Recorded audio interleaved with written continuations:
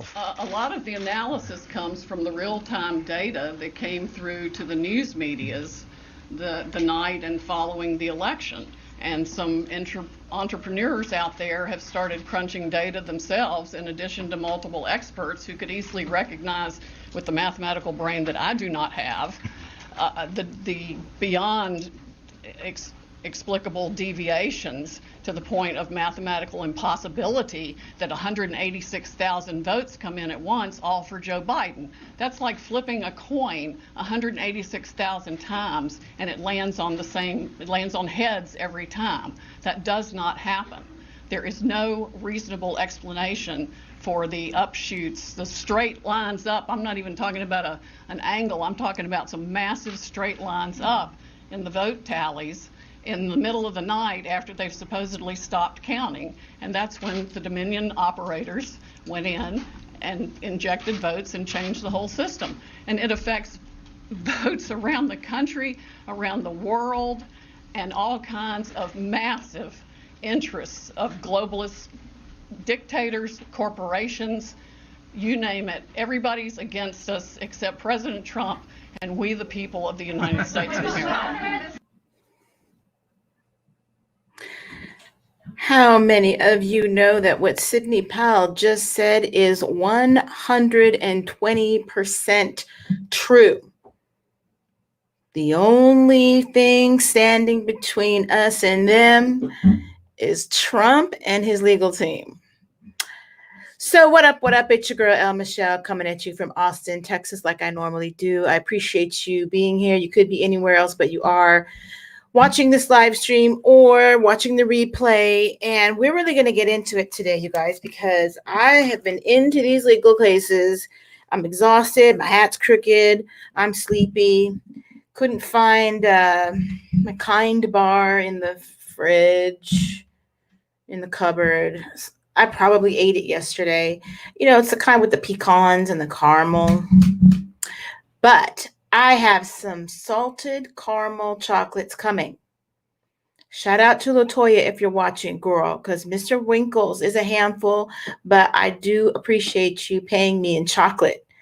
Caramel squares, salted caramel squares from H-E-B Bulk Center. If you're watching, just shout out to my girl. All right. I see I have at least one person in the panel of it all, and it is the infamous, yet probably not, I'm trying to crack a joke, but I don't know if he'll appreciate it. Okay. Bringing Dr. B in. Hello. Infamous. Trying to keep my sense of humor around here. I know. Things are getting interesting, to say the least. Yeah, I clicked the button on breaking news. Yeah, tell me about it. I clicked the button on the breaking news, but I don't know how it came out. Did you hear it okay? I heard it, yeah. Oh, the breaking news. The Sidney Powell, Rudy Giuliani 51-minute interview was the best. Of course, I didn't have enough time to get it all together, but they were digging into the media, saying that, hey, we're just here doing this summary because y'all not doing your job. If you did your job, it wouldn't have got this bad. You saw it? Did you see it? I saw that. As well as Steven Crowder did an awesome expose. I shared it on my Parler account. He pretty much blew the lid wide open on the voter discrepancies in Wayne County. And I would like to go over that at a later time during this live stream because it's damning. Was that Georgia? No, Wayne County's in Michigan. What state is that? Michigan.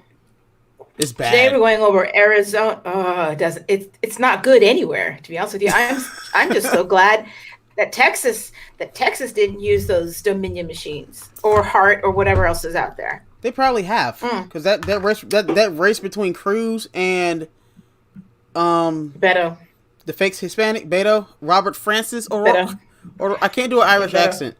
Robert Francis. Beto. No, Roberto. He's not Beto. Beto is a fake name. He is Robert Francis.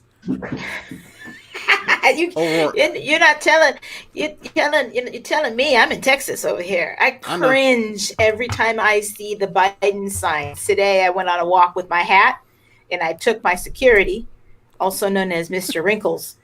Mr. Wrinkles is like almost 2 feet tall. You know what I mean?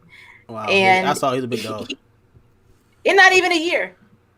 What? He's not even a year old. Oh, good he is God. past the he's past the slobbering stage, and he is potty trained. So thank you, God. Let me Yeah. see who did you send me a message to the private chat? Was that you? Okay, Yeah, you yes, it said you're was having you. camera in trouble. I said okay. Yeah, I was having trouble. So this is what we're going to do. Leah, if you're watching, come on in the stream because it is jam packed, you guys. And I pulled up the PDFs. I had a special treat for her too. I had a special treat for her. It's a video, and she's not here. Maybe she got busy, but maybe she'll pop on later, and I'll show it to her. But I'm going to share my screen. We're going to get into this. I've got, I'm going to do Georgia and Arizona today. The 2 PDFs I told you about. I was trying to advertise, so I could have more people watching, but I'm probably being shadow banned. But I'm not really prepared to go to what's the name of that Rumble just yet. Yeah. You know what I mean? I started Because an it's account, but I easy haven't getting done people to anything with watch it. your videos.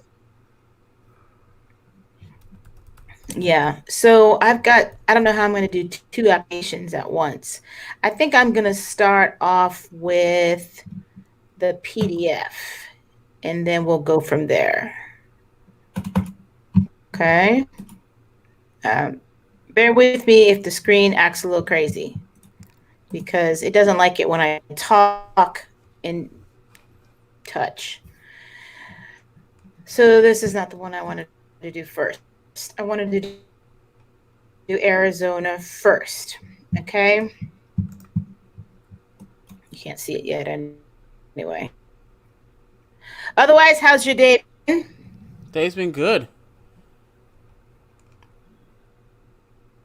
Otherwise, Dr. B, how's your day?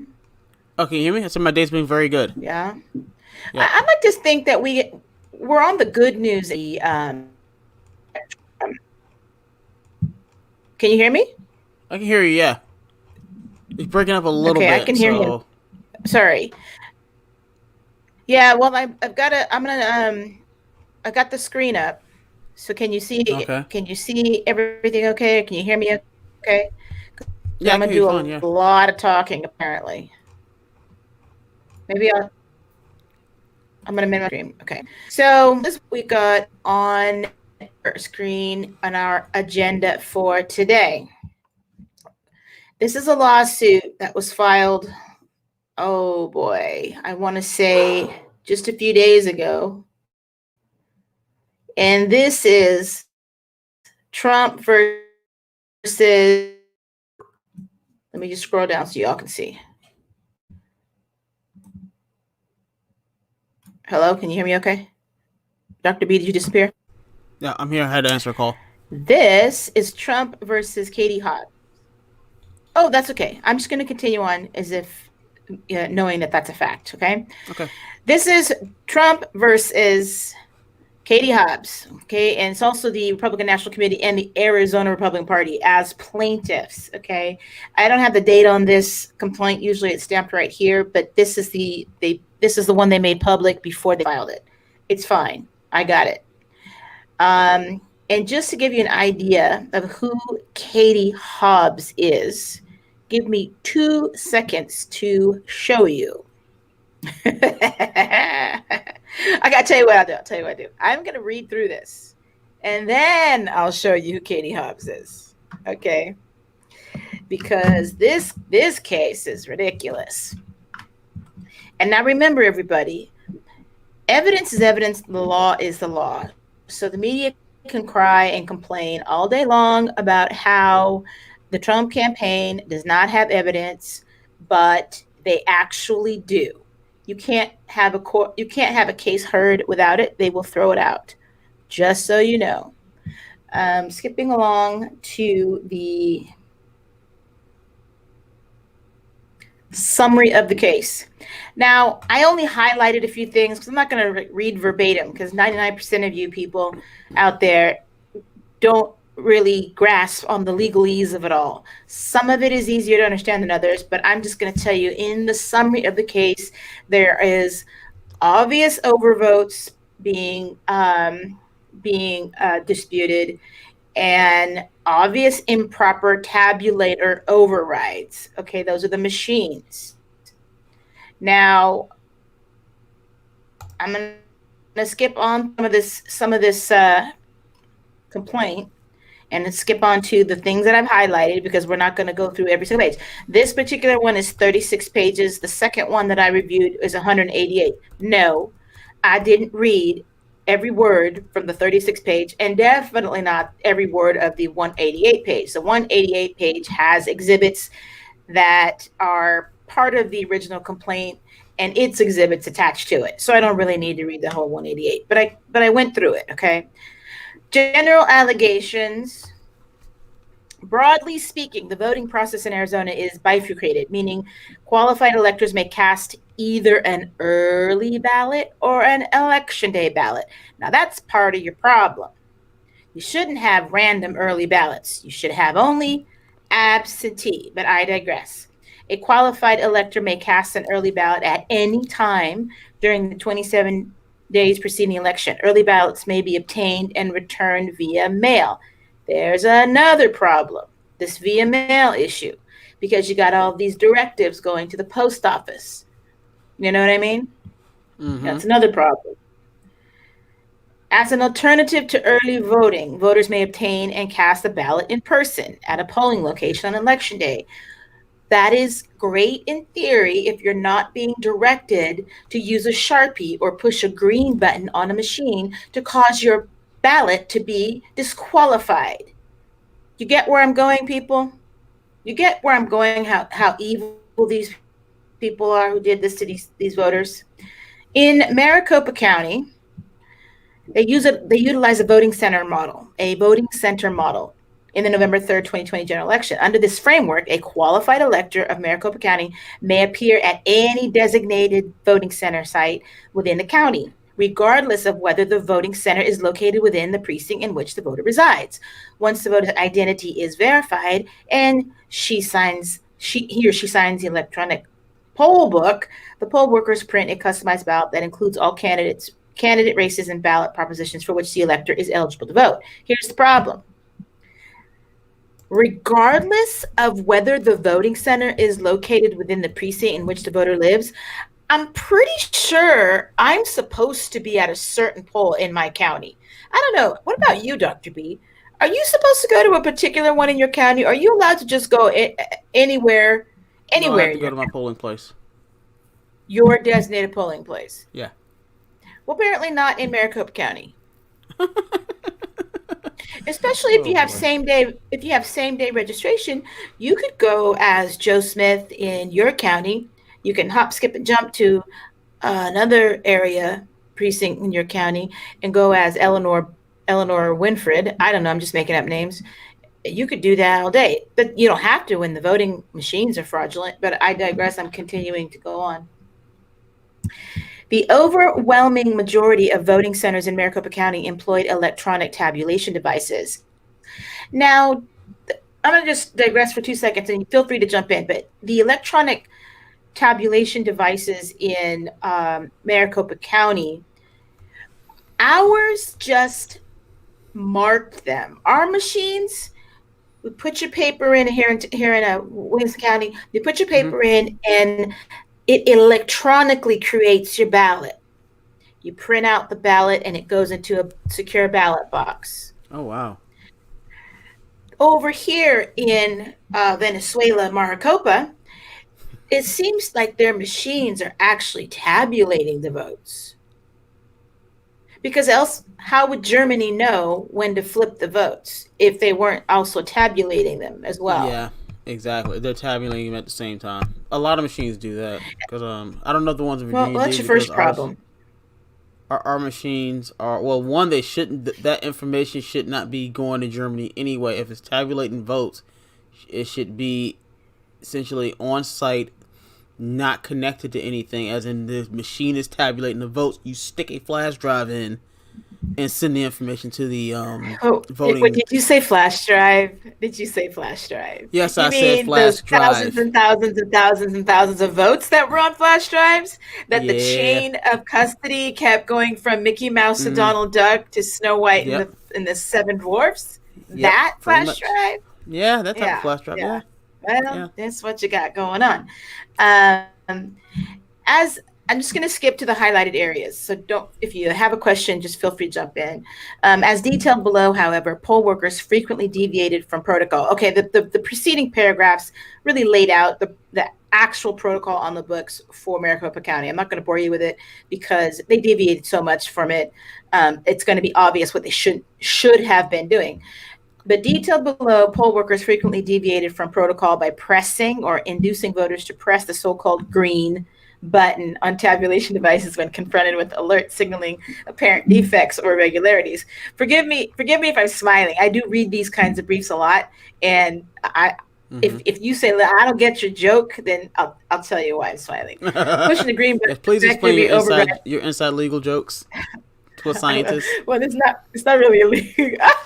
That's pretty good.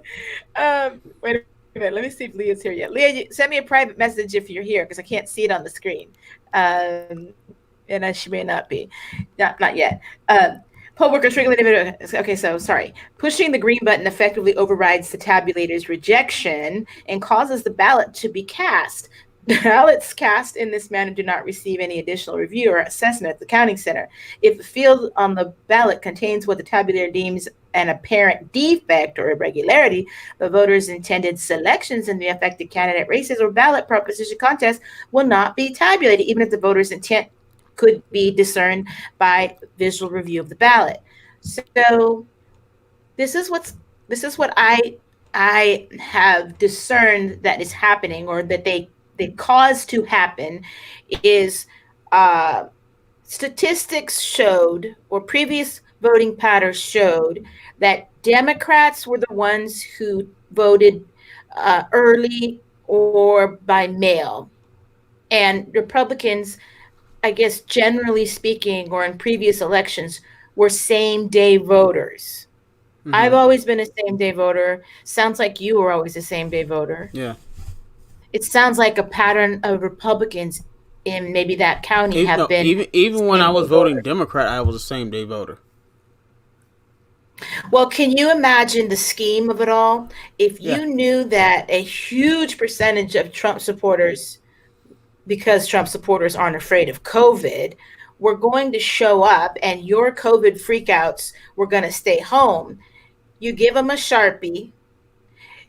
You allow the machine to jack up, to mess up, wrong choice of words, to mess up, and you go over to help them by pressing the green button. So you give them a Sharpie, which you'll see in these declarations, and then when the machine messes up, you go in and you help by pushing the green button. The green button causes you to have a duplicate. It says right in here, it causes the voter to, for example, if a voter selects two candidates for the office of president, he or she has an overvoted in that contest. But they didn't do it on purpose. It's because of the stupid Sharpie or the green button or something. So they think that it's going to be dealt with, and it's not dealt with. It's essentially gone or invalidated, and the person voting didn't even know it because they assumed they were being helped. Yeah, isn't that horrible?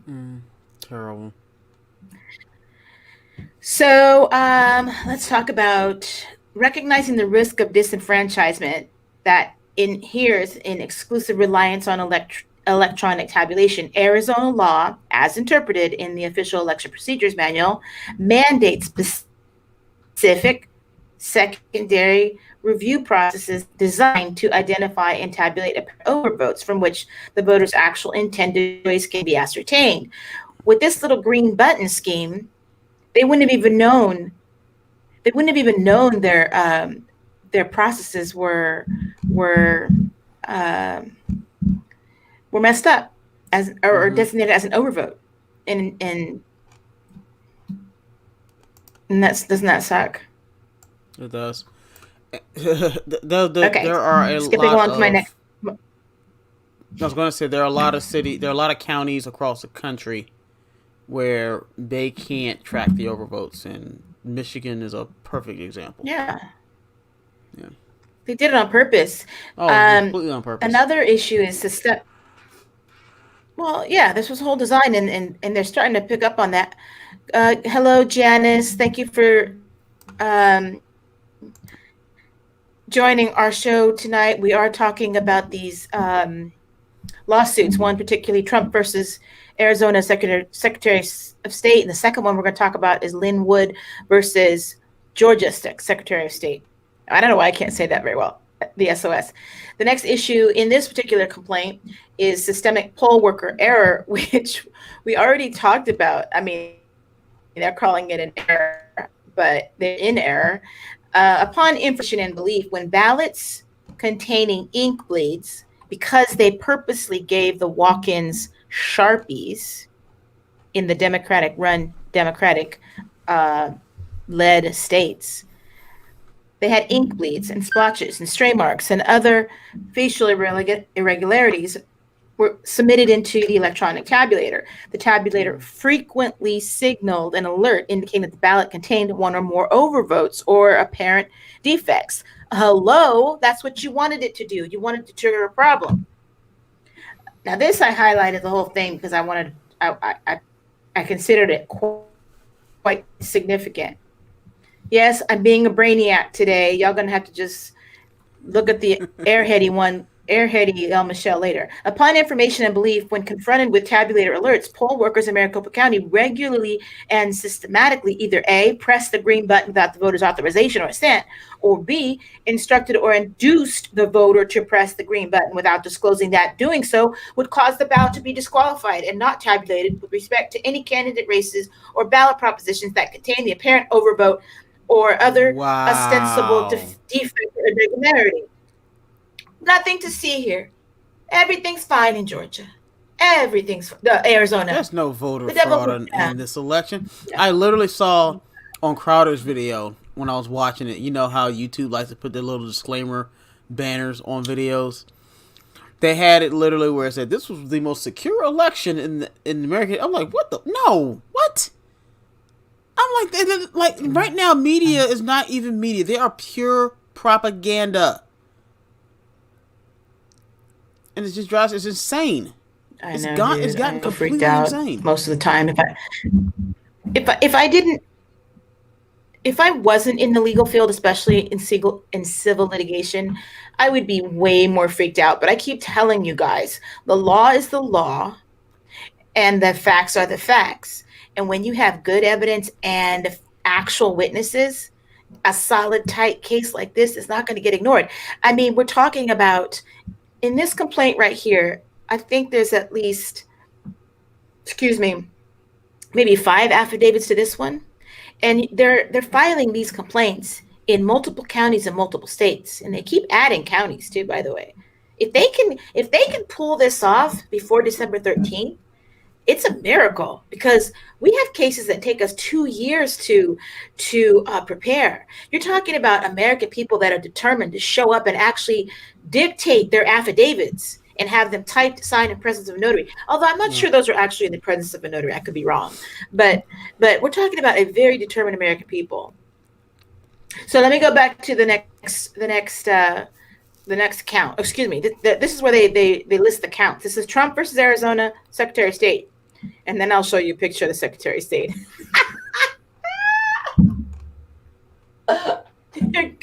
You're gonna just love it.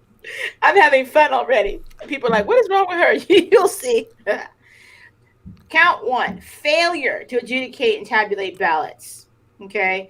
Arizona law provides that if any ballot is damaged or defective so that it can't properly be counted by the automatic tabulating equipment, a true and duplicate copy shall be made of the damaged ballot in the presence of witnesses. Hello, presence of witnesses? Oh, you mean the people that were on the roof that couldn't get in? Yeah. Oh, they'll have it where the witnesses are present, but they're literally in a they're behind a barricade that's like 6 to 10 feet away from the actual table.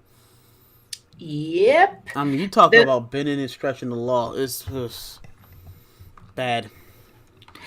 Yep.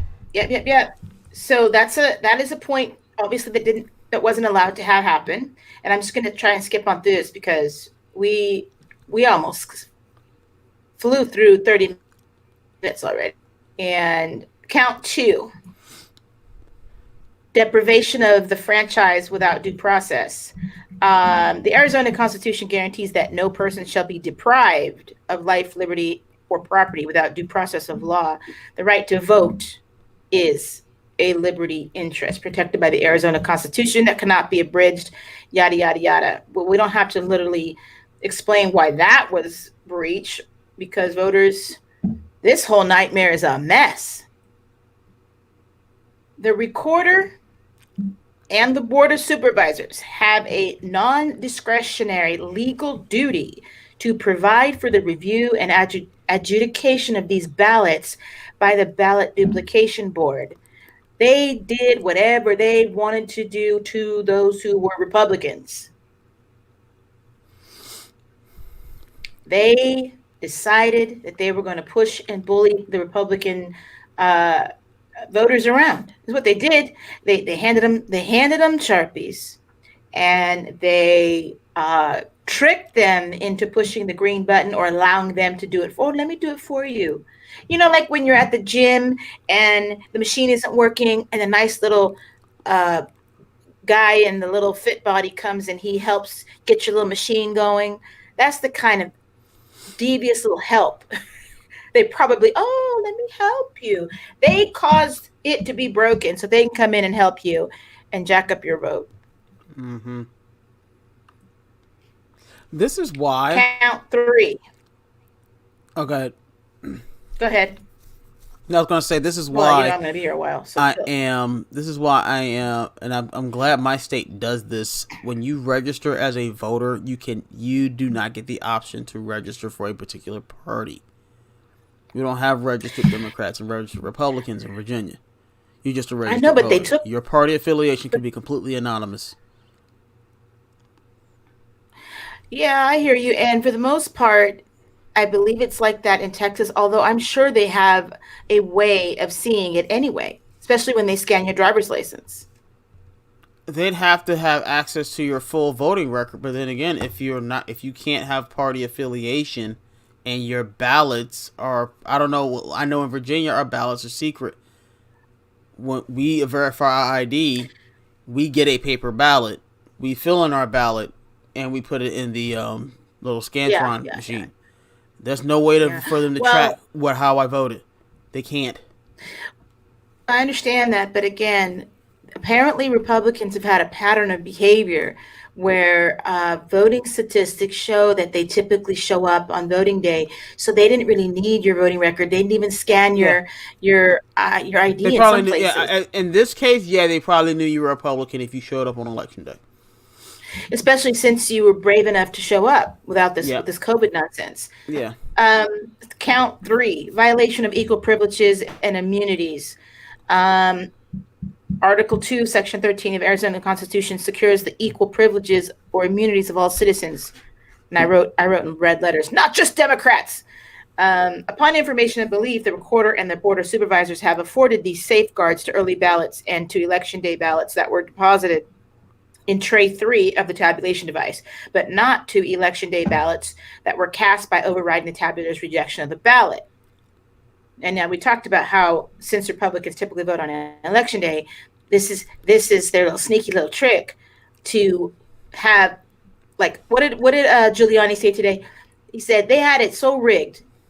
This is all the different counties across the nation. They had it so rigged. They must have been told we're going to have 1.5 votes for Biden and 0.75 for Trump, even if it kills us. We're going to try every way through sun up and sunshine to make sure our guy wins. We're talking about green buttons, Sharpies, pushing people out the door,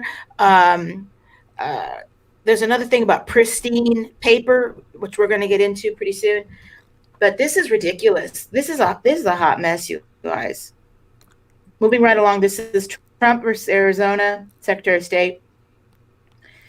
The next thing I highlighted, upon information, I believe if these ballots are reviewed and adjudicated by the Ballot Duplication Board, they will yield up to thousands of additional votes for President Trump and for other Republican candidates. And this is also a paragraph that gets repeated throughout this complaint with every accusation or with every cause. This paragraph comes up because they want to reiterate that thousands of ballots, thousands of votes for President Trump are at issue here. With everything you did wrong in Arizona, we're talking about thousands of votes for President Trump. Count 4, violation of free and equal election clause. The Arizona Constitution guarantees the right of suffrage and mandates that all elections shall be free and equal. Equal. You don't pick and choose which voters get Sharpies. Arizona's constitutional right to a free and equal election is implicated when votes are not properly counted. Chavez versus Brewer, yada, yada. By disqualifying without review and adjudication by the Ballot Duplication Board voters, candidate selections on ballots that were cast by override and tabulation of the device's rejection of the ballot, the recorder and board of supervisors have deprived qualified electors of their right to cast on the same terms as similarly situated voters elsewhere in Maricopa County. We're talking about how deprived the voters were because of their overriding tabulation device issues, rejecting the ballots. Yeah, I am candidate. This is already filed in court. This is Trump versus Arizona. Forgive me, I don't have the filing date, but I think it was like the 15th. What are we? Yeah, I think it was the 15th. The kind of relief that's being sought. They want a declaration to provide for the review and adjudication of the ballots. They want a recount, basically. They want an audit. But we got problems with the audit, you guys. Houston, we have a problem. They want to identify by any means or all means of electronic tabulation devices all election day ballots in Maricopa County. They want to provide for review and adjudication duplication by the Ballot Duplication Board of all ostensible overvotes and defects and irregularities. They're wishing for the stars. They want they do not want Maricopa County to canvass or certify any ballots from the November 3rd election. Yeah, they don't want certification to happen. Nor should they. There's so Okay, much we're gonna move right wrong with these votes. Like, they shouldn't. They can't. They're not going to be able to certify.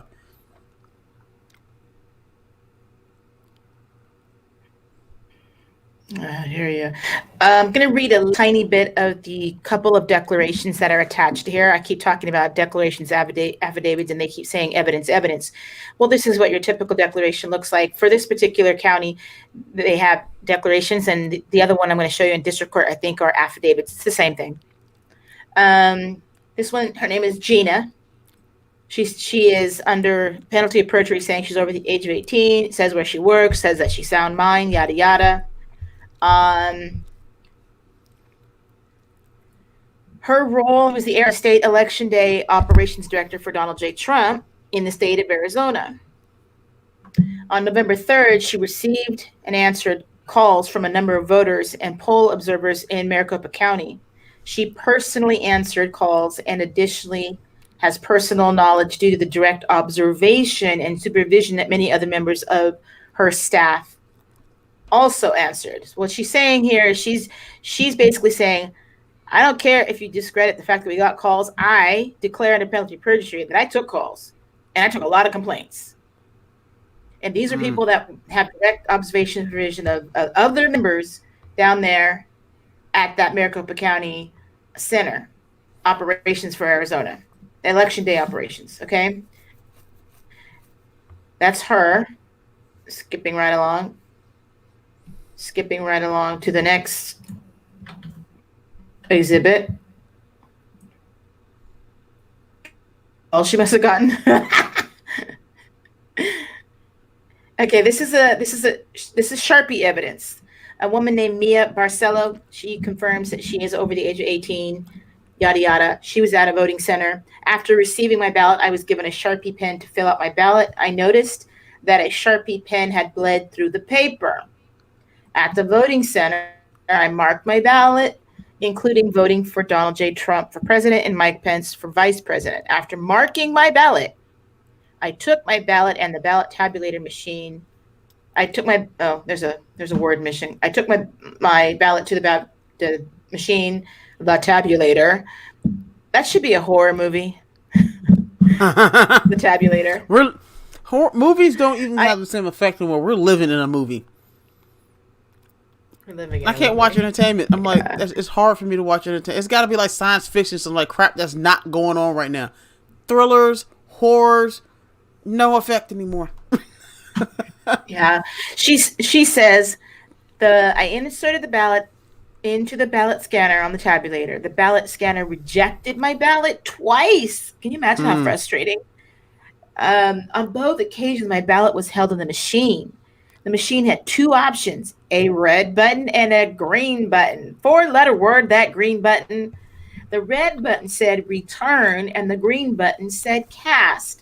The tabulator had no mechanisms to explain why my ballot was not accepted. Oh, if you were a Republican, that's why it wasn't accepted. I was then instructed by the poll worker that I should depress the green cast button to override the problem. I keep talking about this over and over and over. Those people were trained to tell people to push that green button. I don't know how they're going to ever certify the election. They're not going to be able to. I'm telling you right now.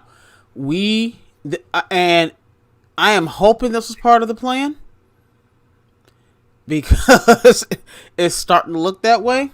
This is what most people forget about the elections in the United States.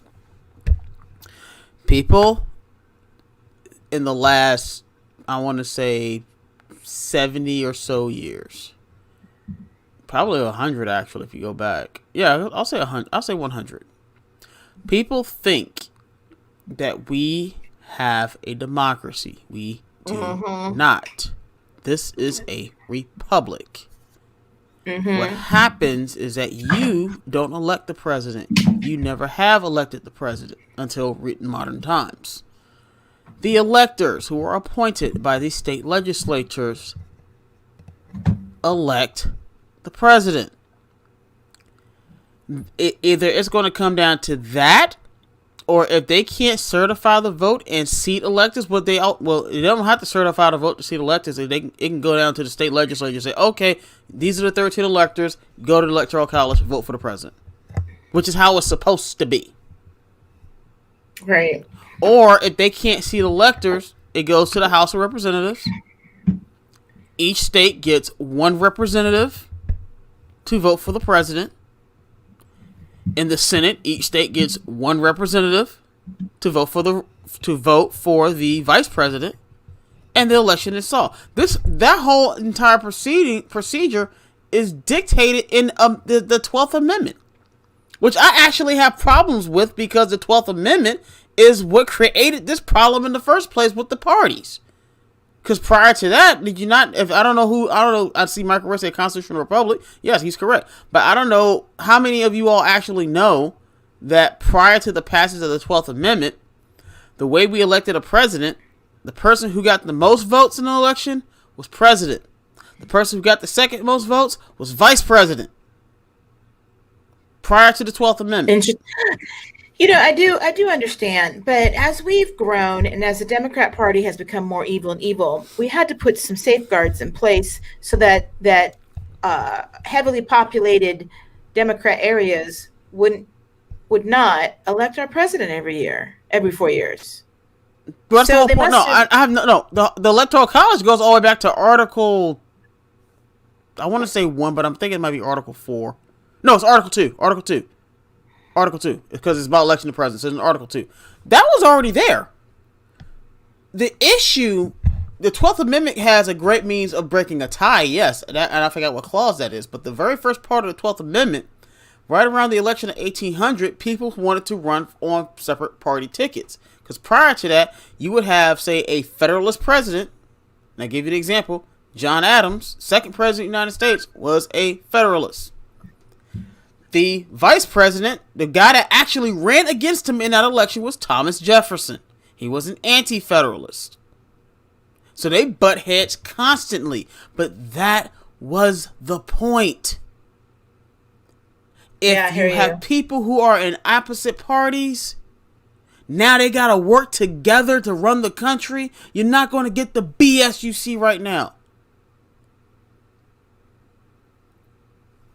Yeah, I hear you. I'm texting Leah.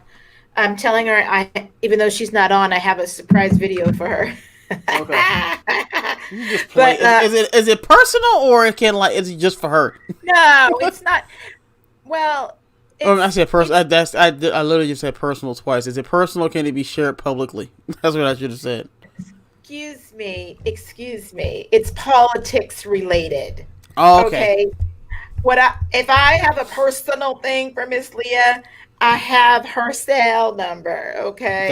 Gotcha. So let me just finish up with this particular Mia Barcelo. She says she was instructed by the poll worker that she should depress the green button, like I talked about. Poll worker asked if this was okay with me and did not explain to me that I needed to correct something on my ballot in order to avoid voting for two candidates. The ballot then went into the tabulator. I believe my vote for Donald J. Trump and Mike Pence was not counted due to this action. Newsflash, Mia, you are correct. You are absolutely correct. We thank you for your service in providing your affidavit to this Trump versus Arizona Secretary of State complaint. Now, I do want to go over the Georgia complaint. She's saying, where can I see it? Watch show. So let me just stop sharing this.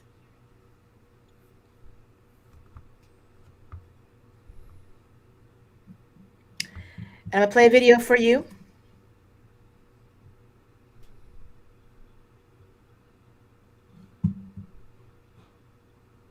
But first, I'm going to share my Dr. B. These people are crazy. Uh-oh, I have two. Okay. These people are crazy. These people, Secretary of State people, are insane. They are insane. I'm going to show you a picture of the Secretary of State we just got through talking. Let me show you who she is. Oh, Lord.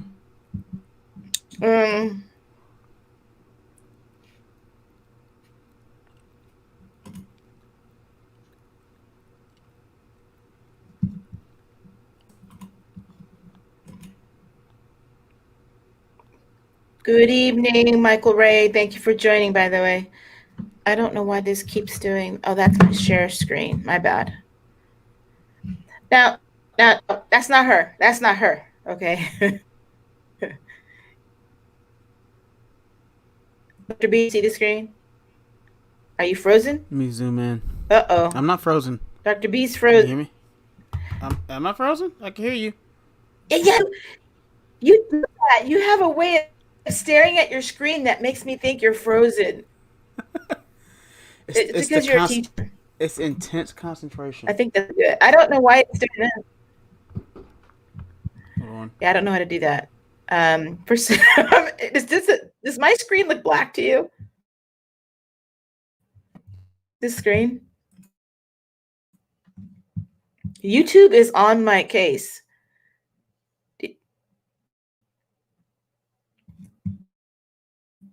Hold on, let me see if I can bring it back in.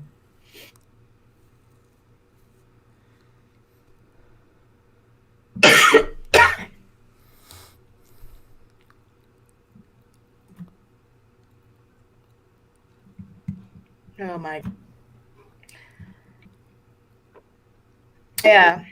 PDF is trying to update in the background for something. For the PDF I was showing you, it's trying to do an update. Wow. I wonder if Mark Zuckerberg owns PDF. Soda PDF. No, I'm just saying. So I have to stop it.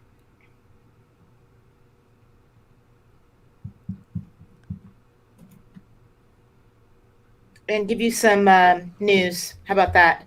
I'm going to show you a clip of what's going on with these voting machines in the case that we just left. A lot faster and more accurate. Maricopa County has invested millions of dollars in new election equipment and personnel to make sure an election day debacle like the one in Iowa doesn't happen here. Arizona has had its share of Election Day problems over the years. Everything from long lines caused by not enough polling places, election pamphlets with missing pages, voter check-in equipment not working. We can't lose faith in our own elections. Political consultant Stan Barnes says after the latest election mess in Iowa, Arizona voters have some legitimate concerns about how our next election will go. The Iowa experience doesn't help the Arizona experience, even if they're not directly related. The skepticism among average voters is now cranked up even higher. Erica Flores with Maricopa County's Elections Department tells us the system we have here is significantly different than the one in Iowa. For one, Iowa is a caucus that used a new app to tally results. Arizona voters fill out actual ballots that are all counted. We don't use phones, we don't use the internet, we have someone physically transport the results and then we input it into our system. So things are done differently here. Just last year, Maricopa County's Board of Supervisors approved $6.1 million to help our elections run smoother. The money was spent on new tabulation equipment at all precincts and election headquarters that can count ballots twice as fast as the old devices. A new ballot style was adopted with ovals instead of arrows, reducing the risk of voter mistakes. More than 500 accessible voting devices were purchased, and the Maricopa County Elections Department doubled its staff. Because we do things differently, we will not have the same kind of issues as Iowa. The new ballots and devices will be put to the test March 17th when Arizona Democrats go to the polls in the state's presidential preference election. In Phoenix, Jason Berry for Arizona's Family. Wow.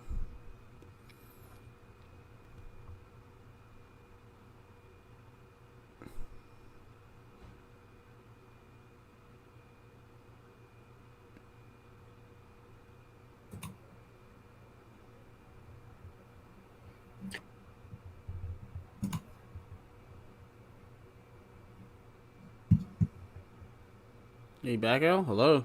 Because I've got weirdness on my end. Did it play okay for you? Yeah, play. Yeah. Dr. B, did it play okay for you? Yeah, it was great. Thumbs up. Hello? There we go. Can you hear me? Hello. So what's happening is the square. Well, yeah, I can hear you. Okay. Can you hear me? Yes. Can you hear me? Yes. Okay, good. YouTube is probably trying to ban me.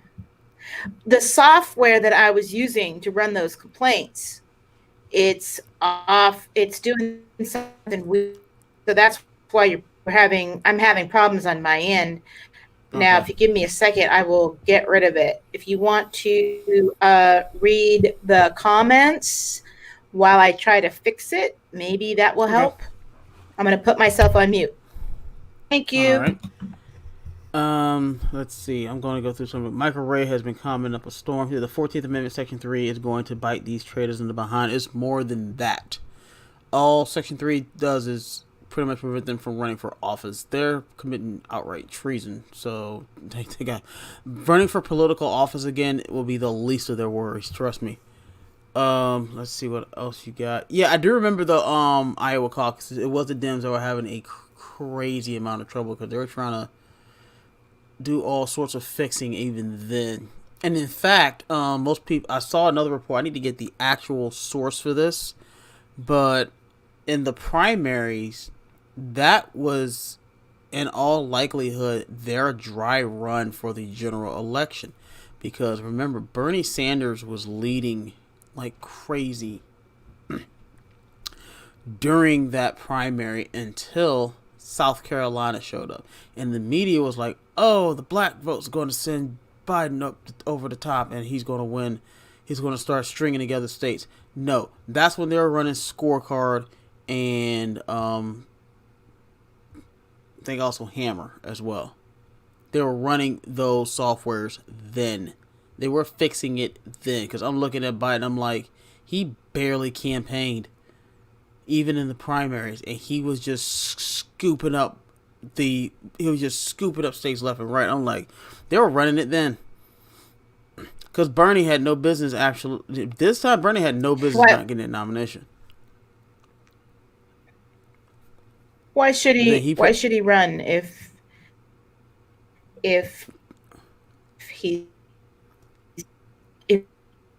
you're breaking up, Elle. China and Germany and helping him help those votes? But I said, why should he run if he's got other countries helping him win the election? Honestly, that's why. He said to his handlers, "I don't feel like I'm taking a nap. You guys got this? We got this."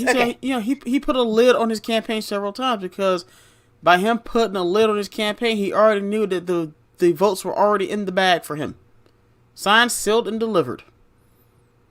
Courtesy of Venezuela. What they didn't count on. They didn't count on so many Trump supporters. That is the blessing of love. Because all Trump wanted to do was help the country, help the people, and he needed us to show up on election day to vote, and we showed up almost 80 million strong. There's Sidney Powell and Rudy Giuliani are saying it could be as many as 80 million voters for Donald J. Trump. Yeah, it could have been easy. Now, I want to point out a couple things from that video you watched. I don't know if it played okay. It wasn't playing okay on my end, but when they talk about Bill Gates representing District 3 on the Board of Supervisors, dude, I almost lost my dinner that I wasn't even eating. I thought, Bill Gates, oh, Lord, not Bill Gates. Bill Gates is not in Arizona, but this is the Bill Gates they're talking about. I know. Can you imagine? Can you imagine? I would. If my name just was Bill Gates, I'd honestly go by William. I wouldn't even try to know. Well, let me show you a little. Yeah, this case that we just got through going over, and believe me, we got one more to do. The defendant in this case is Secretary of State Katie Hobbs. This is her picture. Secretary of State Katie Hobbs said yesterday. She said this yesterday. I believe it was yesterday. No, a few days ago. She's receiving escalating threats of violence in the wake of the presidential election, and called out other officials, including the president and members of Congress, for perpetrating misinformation about the results. Their words and actions have consequences, Hobbs said. Now I'm calling on other leaders in the state, including the governor, whose deafening silence has contributed to the growth of unrest, and stand up for the truth. Fact check. Representatives Biggs and Gosar are still touting baseless election fraud claims. Arizona Governor Doug Ducey, who addressed reporters on Wednesday for the first time since October, has kept a low profile, even as leaders of the Republican Party, members of Congress, and legislators have leveled baseless claims seeking to undermine election results.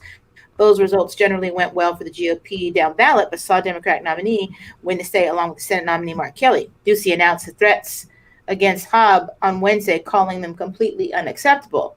Well, here's the problem.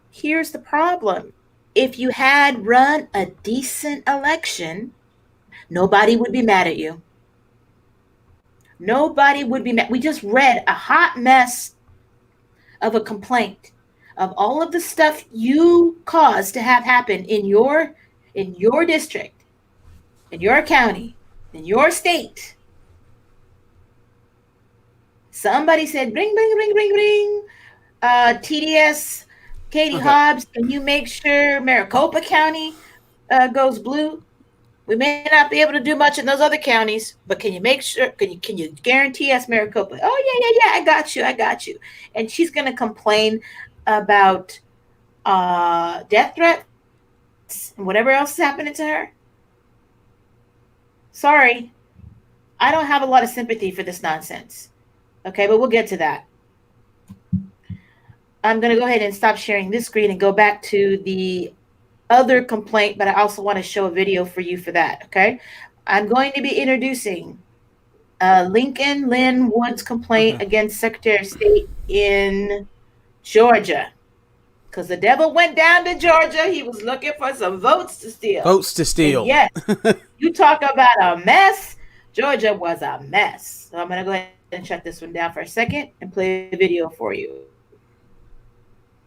I'm trying to get my system, but when I start having more people and I start to become more lucrative, like people just throw money at Anthony Logan like he's a stripper. They just throw money at him. You know? When I get to that point, I'll have to get a faster computer. But I got all of the graphics going on, and I got my videos already loaded up and named. But if Leah is watching, and I don't know that she is, I'll play this one for her.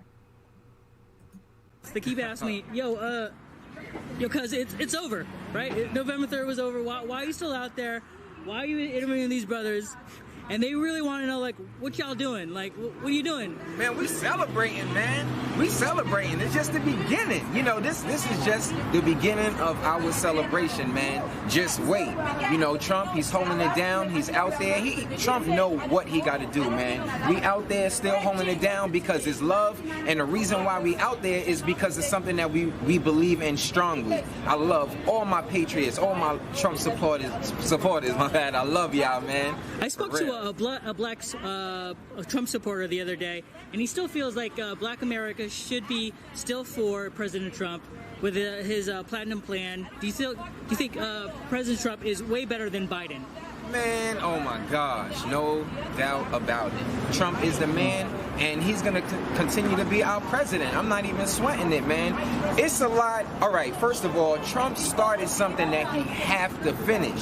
That's what I'm saying. It's like Trump started something helping everybody, then it's like Sleepy Joe want to try to come out of nowhere to try to finish it up. Nah, it's not going to work that way, man. Nah. And Trump is going to put up a fight, and us patriots, we definitely putting up a fight with him.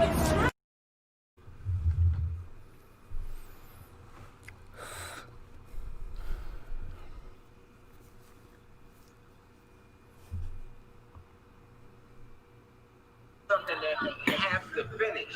That's what I'm saying. It's like Trump started something helping everybody, then it's like Sleepy Joe want to try to come out of nowhere to try to finish it up. Nah, it's not going to work that way, man. We definitely putting up a fight with him.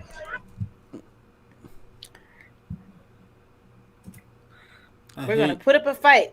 Now, Leah, if you're watching, this young man is an artist in apparently Beverly Hills right now. And his name, wait for it, his name is Wicked Witch.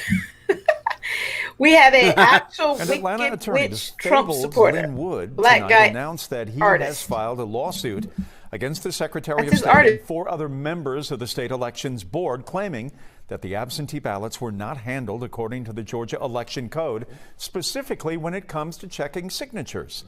The Deputy Secretary of State responded tonight, calling it, quote, silly, baseless claim, and adding that their office has in fact strengthened signature match since the 2018 election.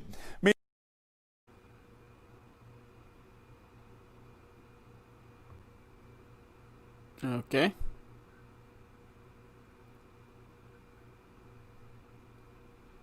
Secretary of State responded to calling it, quote, silly, baseless claim, and adding that their 2018 election.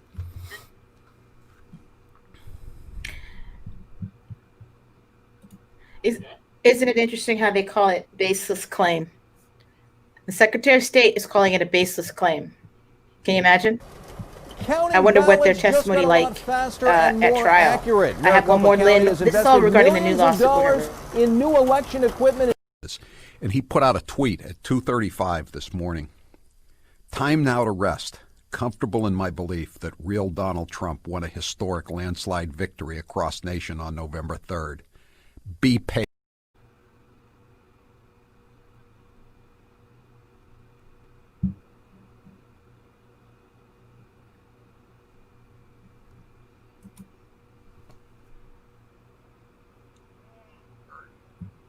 Sorry, it's tweaking out, but it'll fix itself in 2 seconds.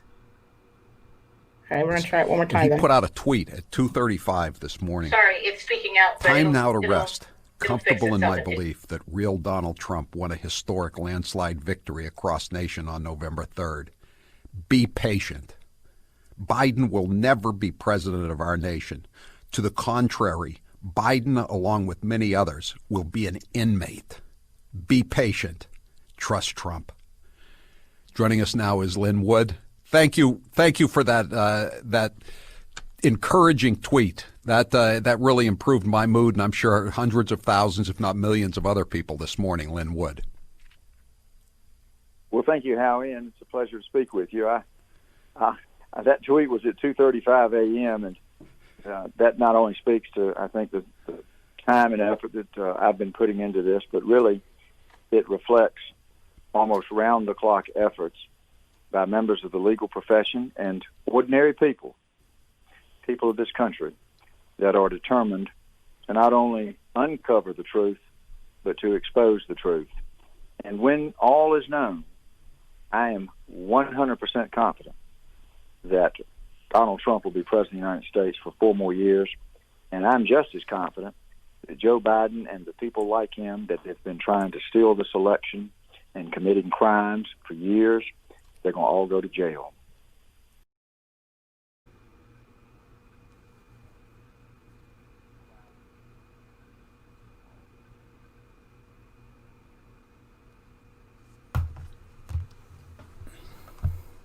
Like him that have been trying to steal this election and committing crimes for years, they're going to all go to jail.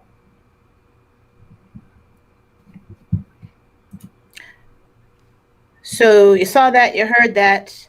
He is 100% confident that committed crimes are go to jail. That is attorney Lin Wood, whose case we are going to discuss right now. I'm going to share the screen. But what did you think about what he was saying? Do you feel convinced, or do you feel we'll see?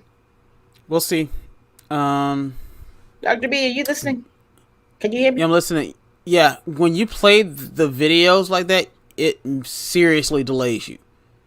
Well, my end. Like, when you, like, I can literally hear your mouth, see your mouth movement, and the sound's not coming. Yeah, just like that. Oh. Yeah, just like that. Just like that. So, like that. It was about a good 2-second delay between you moving and the actual audio. well, I don't see that on my end, just looking at the Let me see. screen, but it doesn't surprise me. I mean, we had a similar, I got a lot of film loaded up into the software, and that could be the reason. But we're going to go ahead and try and go through this other complaint. I'm sharing an app, so it's less likely to have problems. And I'm done with all the video clips. Okay. The video clips are done. I did play it on my phone. It seemed to work okay on the stream on the other end. But, you know, who knows? Maybe YouTube figures I'm somebody to bother with all my ginormous viewers. But the devil did go down to Georgia, Dean Willie. And hey, Michael Ray, thank you for showing up. What we've been doing is we've been going through these 2 complaints. They're a real hot mess, sadly. Let me share the screen with you on this case here.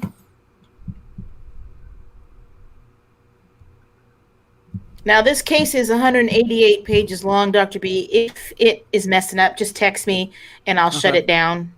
All right. Because it's a big document. Yeah, while you're loading that up, there's a question from Michael Ray a while back. He asked me if Hammer was the hardware and Scorecard was the app. Both of them are actual software. What Hammer does, and General Thomas McInerney explained it perfectly. What Hammer is what they call in the military SIGINT, which is signal intelligence. So it gathers information. Scorecard is another program that they put in conjunction with Hammer, that once it gathers information on how the votes are going, it starts to change votes to manipulate the outcome. This was used in Venezuela, by the way, by both Maduro and Chavez to get elected. particularly by Chavez. Chavez wanted it because there was some constitutional amendment that did not go his way, so he wanted these programs to essentially manipulate the vote so that he could stay in power for perpetuity. And now they're using it here. Both Hammer and Scorecard, by the way, were both picked up by the Obama administration, which means Joe Biden very well knew about it. He's the vice president. Of course he knew. Well, you saw that it was $6 million. That my bad, it's coming through my phone. You saw that Arizona got $6 million to change their voting system. Yeah. How much of that do you think went into the actual system? How much of that went into people's pockets? Oh, quite a bit probably went into the people's pockets. Yeah. Tell me about it. The fix was in, and they are trying to rig elections so that, I'm not going to just say the Democrats, so that the globalists will stay in power for perpetuity. They want to kill nationalism. National populism is on the rise worldwide, and they're trying to kill it because it's the globalist end if nations start to think about their people and themselves before they start helping other nations. Get your people first. Get your house in order. But globalists don't even believe in borders. Doesn't fit their agenda. In this particular case here,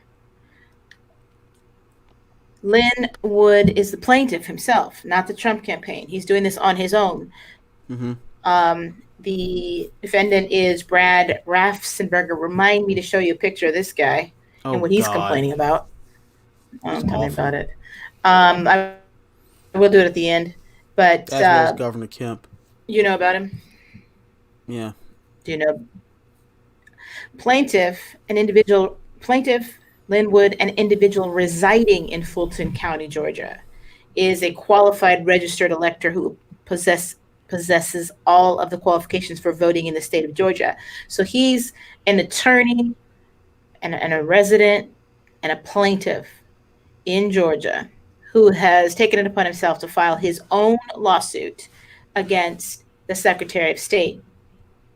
And he seeks declaratory relief. Essentially, he wants the certification to not go forward because the election tallies are suspect and tainted with impropriety. He wants the certification stopped. And what's very interesting about his accusations, this isn't usually long complaint alleging violations of the United States Constitution, which but he had to really lay it out. I mean, his filing says it's 29 pages. That does not include all the exhibits. That's just the body of the brief. Oh wow. The complaint. But I'm gonna try to point out a few things that I did in yellow. I'm not gonna try to read every little thing. He's definitely an expert at formulating his legalese. I'm like, dude, I'm not doing this. I'm not even doing it to myself. I was falling asleep, But I had a few points I highlighted. Because the Constitution reserves for state legislatures the power to set the time, place, and manner of holding federal elections, state executive officers have no authority to unilaterally exercise that power, much less flout existing legislation, nor to ignore existing legislation. Well, he's basically saying what happened in Georgia is that Georgia Secretary of State decided to be his own dictatorship and set some rules for the election. You can't do that. Everything goes to, like you said, everything goes to the legislature. He had no right to make changes. Yeah. Then he wonders why he's getting death threats. Yeah, and the thing is that you talk about Lin was getting death threats, or no.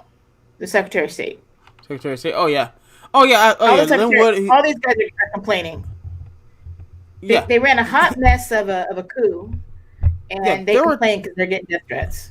Yeah, there are now 10 state senators that are complaining about this, and I mentioned before.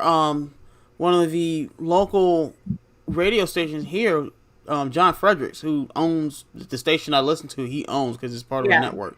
He has Lynn Wood on his show frequently in interviews, as well as a senator from a state senator from Georgia.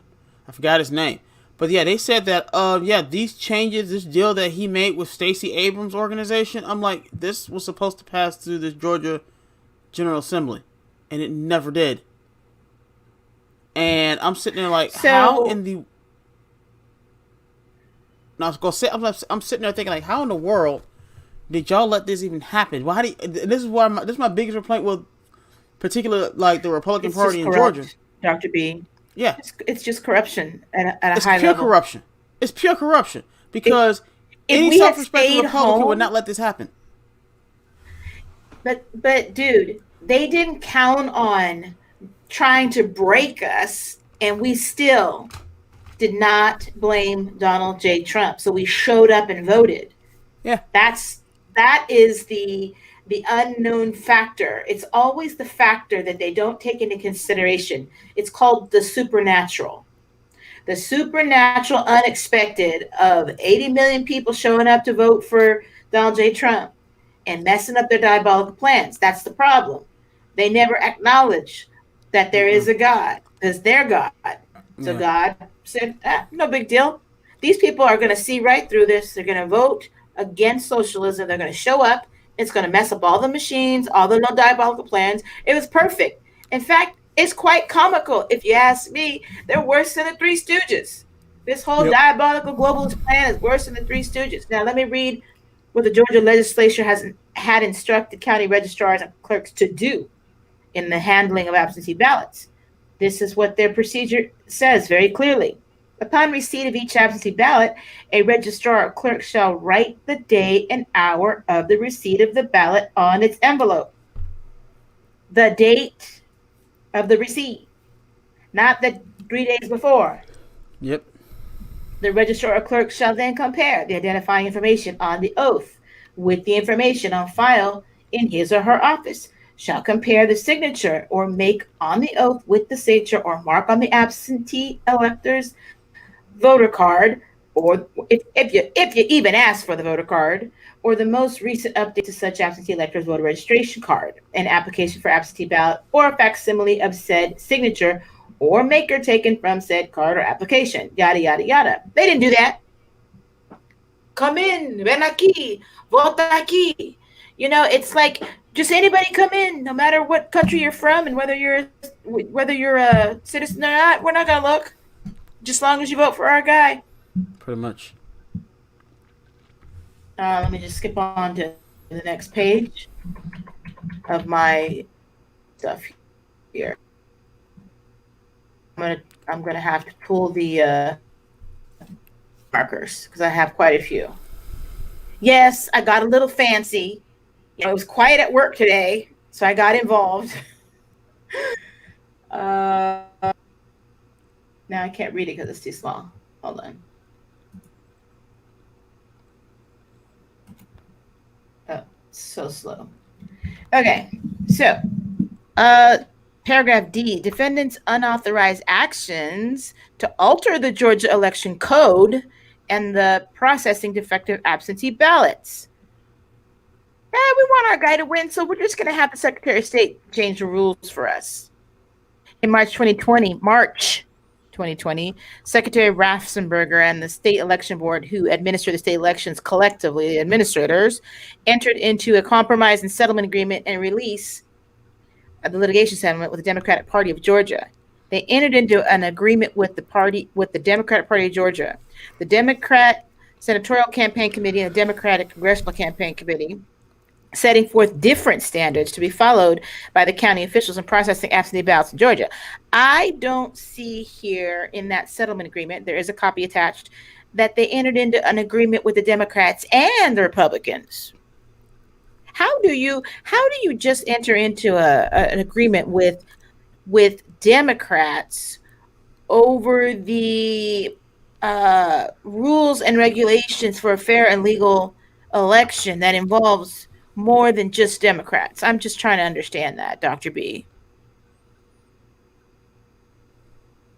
I'm just trying to understand how corrupt these people are. Yeah. There is a copy of it. I'm not even going to bore you with it. Keep going through here real quick. See if I can find any other points that I read most of it. Enough to highlight it anyway. Here's an interesting paragraph in paragraph E. And somebody said, Michael Ray said, didn't you all say someone voted under Lynn Wood's name? I didn't say anybody voted under Lynn Wood's name. I know the complaint that we're dealing with is Lynn Wood as the plaintiff, and he's not accusing the Secretary of State of taking a vote from someone else other than him. This is not related to his vote, although he's a registered voter. He's filing on behalf of plaintiffs, and their names are their affidavits are attached. I think there's like 5, but I'm only going to talk about 4 right now. According to Secretary Raffensperger, in the November 3rd general election, number 1 in the presidential, there were 2,457,000 yada yada votes cast for President Donald J. Trump, and 2,472,000 for Biden in one U.S. Senate race. I don't know why I highlighted this. It's just the breakdown of all the different votes.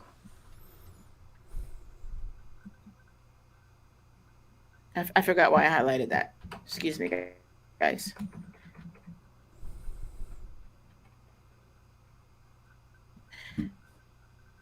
The hand recount issues are a mess too. Per the instructions given to counties as they conduct their audit triggered full hand recounts. Designated monitors will be given complete access to observe the process from the beginning. Now, this is something he had already put in a declaration that he was gonna do. He agreed to having this done, and he didn't do it. He agreed to complete access. Go ahead. Let me comment on the so-called recount. They're actually supposed to do an audit in Georgia, and the issue is we're gonna get to that part. Oh, you getting into? Okay, go ahead. Never mind. If I'm jumping ahead, I'll stay quiet. So this time period is actually later on. You'll see that he's talking about the time period after the election, and these affidavits that are attached are actual auditors. Oh, it gets better. Wow. Yeah. I know you guys are falling asleep, but it does get better. I know. Legal briefs are boring. How do you do your job? I have no idea. I have no idea. I thought scientific papers were boring sometimes. Unless you understand what's actually going on, then you get excited. But I'm like... Okay, the exciting part is that when this goes to trial... and we're watching this, and I don't know that it will go to trial. It'd be stupid to go to trial with all this evidence. They're going to probably settle out of court or do something out of court. But how do you settle this out of court? What do you settle? Oh, it's very simple. Joe Biden concedes. Joe Biden concedes. I don't think that's going to happen, though. Or he gets threatened jail time for his... That'll do it. Yeah, well, then he concedes. Is that really a settlement out of court? That's like settle out of court, not necessarily settlement, just away from the jury or having a jury trial. They deal with it out of court between the lawyers. Honestly, if you have evidence of illegal activity, it happens all the time. I don't really. No one seems to ever get federally prosecuted when you've got a Democratic Party next to your name. So maybe the threat of spending the rest of his life in federal prison will force his hand, or maybe the realization that that's where he's headed if he doesn't essentially get out of the race. I guess you'll call it get out of the race. I don't know. This is all new territory for America, you guys. Yeah. I don't know how he's going to concede when technically, like I said, they already called the election for him. That's why I keep saying this is going to get ugly. Concession is a pretty way out. This is about to get ugly. What are you saying? Technically, they've they've called the race for him. No. No, the media called the race. That's what I'm saying. And everybody else is saying you can't call the race. Yeah, but the only way this is going to get resolved is if Joe Biden puts up a white flag. I surrender. This is not looking good for me or my family. They're going to have to literally give him a reason to surrender. He's not going to just do it out of the blue. Yeah, there is a reason. We're gonna go to court. This is the evidence that we have. Do you want to embarrass your entire party? Now, here's the deal. This is not necessarily regarding Joe Biden as such. The Secretary of State still have a lot of splaining to do. So these lawsuits will go forward anyway, with or without Biden. Unless they can tie him to this other stuff they're talking about, this Hugo Chavez stuff, which Sidney Powell and Rudy Giuliani were talking about today. They just don't know if they have enough time to go down that rabbit hole. It's not even a rabbit hole, really, because they have the trail. They just have to make sure they don't miss these deadlines on this election fraud. Yeah. They can take election fraud to a whole nother level, but they need to do this first because President Trump has to get into office. You think these lawsuits are going to stop after President Trump gets inaugurated? Of course not. But they got to do one thing before the other, and right now, getting these states to not certify before a certain time is priority, as you can imagine. And honestly, this is what Trump should have done 3 weeks ago. If you know you're going to get inaugurated, he should have fired Christopher Wray a long time ago. Set yourself up so that when these criminal investigations happen, the ball can get rolling as soon as you get inaugurated again. Yeah, we got quite a few comments here. Michael Ray insists that he heard somewhere that someone voted in Lin Wood's name absentee. Lin Wood found it, and when he was checking the votes, it became personal. Did you hear that, Dr. B, in your interviews with regarding Lin Wood? I think I did. I have to check. Yeah, I don't remember hearing that either on the Howie show. I remember hearing that. Michael Ray also says he saw a Zoom call of the planners gaming the election coup. They expected all of this and said it will go to the House. They think the Speaker of the House will be next. No, it doesn't work that way. We have majority. No. We have a majority. Apparently, like most liberals, they don't know the freaking Constitution. Amendment 12 states how election discrepancies are to settle, like in case there's a tie, and they cannot determine even the electors cannot determine who's the president. It goes to the House. Each state gets one representative. That representative votes. There are 39 red states. They cannot win. If it goes to the House, the Dems will not win. So he also, if you want to see it, check Tory says PT2 from last week. Start at 19:40, 19 and 45 minutes. Okay, well, it's really not a big issue for me. I'm sure it happened. Hello. Okay.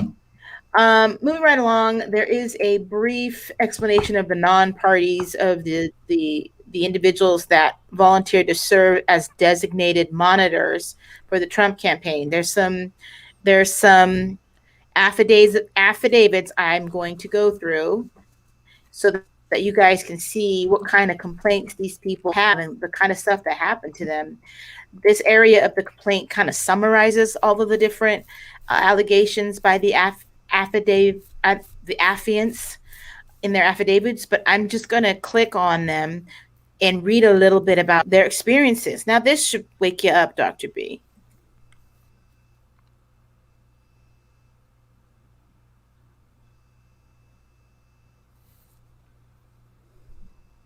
Okay.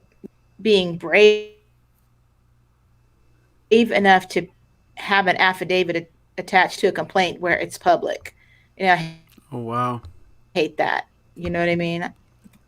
So this young lady, with you, I think she could easily be 40 because she's been doing this for 20 years. Okay.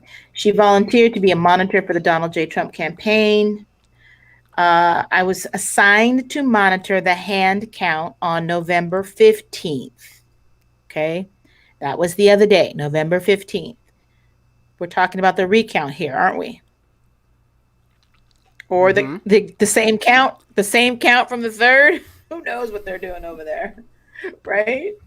She was told to arrive at a certain time, which she did. And I'm going to go to her high importance because I'm not going to bore you with all these.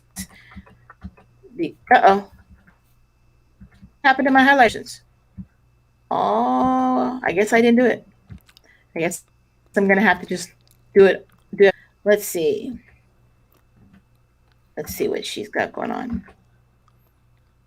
Okay, she was told to arrive at a certain time. She arrived at 9. When she got to the address, this was the Georgia World Congress Center. It's ginormous. Oh, I forgot. I wanted to show you guys. I do have a picture to show you. As I arrived, a large crowd was leaving, saying they had just finished the hand recount. Another volunteer and I walked into the counting area to verify what had been said and to observe any activity, as we had been requested to do. Some counting activity appeared to still be going on. We signed in and then were told that there were too many volunteers on the floor and that we would not be permitted to walk the floor and observe. I saw a few people here and there walking the floor, but there were no other observers at the tables where counting activity was happening. There were 2 people per table, and they appeared to be sticking ballots into piles. We were not close enough to see much of anything because we were not allowed. I heard about this, yeah. Yeah. Let me just show you real quick a picture of what they're saying it looked like in there. I know what this looked like. I know the picture you're going to show me. Isn't that? Yep. It's on the screen right now. It's sad. It's a little crooked. This was attached to the complaint. I go back to it. I got it marked. Yeah, it is what it is. I need to rotate it. Then, but you know, this is what it looks like when you do a recount. You got 1 or 2 people sitting there. No wonder the daggone thing's gonna take till January. What? How incompetent? How incompetent? This is not incompetence. This is by design. Yeah, she was told doesn't need it anymore. Surely nothing she could have done. Let me go back to her complaint. A lot of when you are helping your attorneys prepare these cases and then you get to go to court.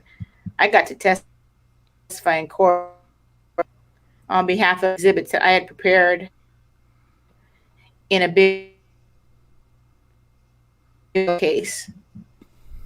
Yeah, it was fun. I call it fun. I'm supposed to probably do this kind of work. I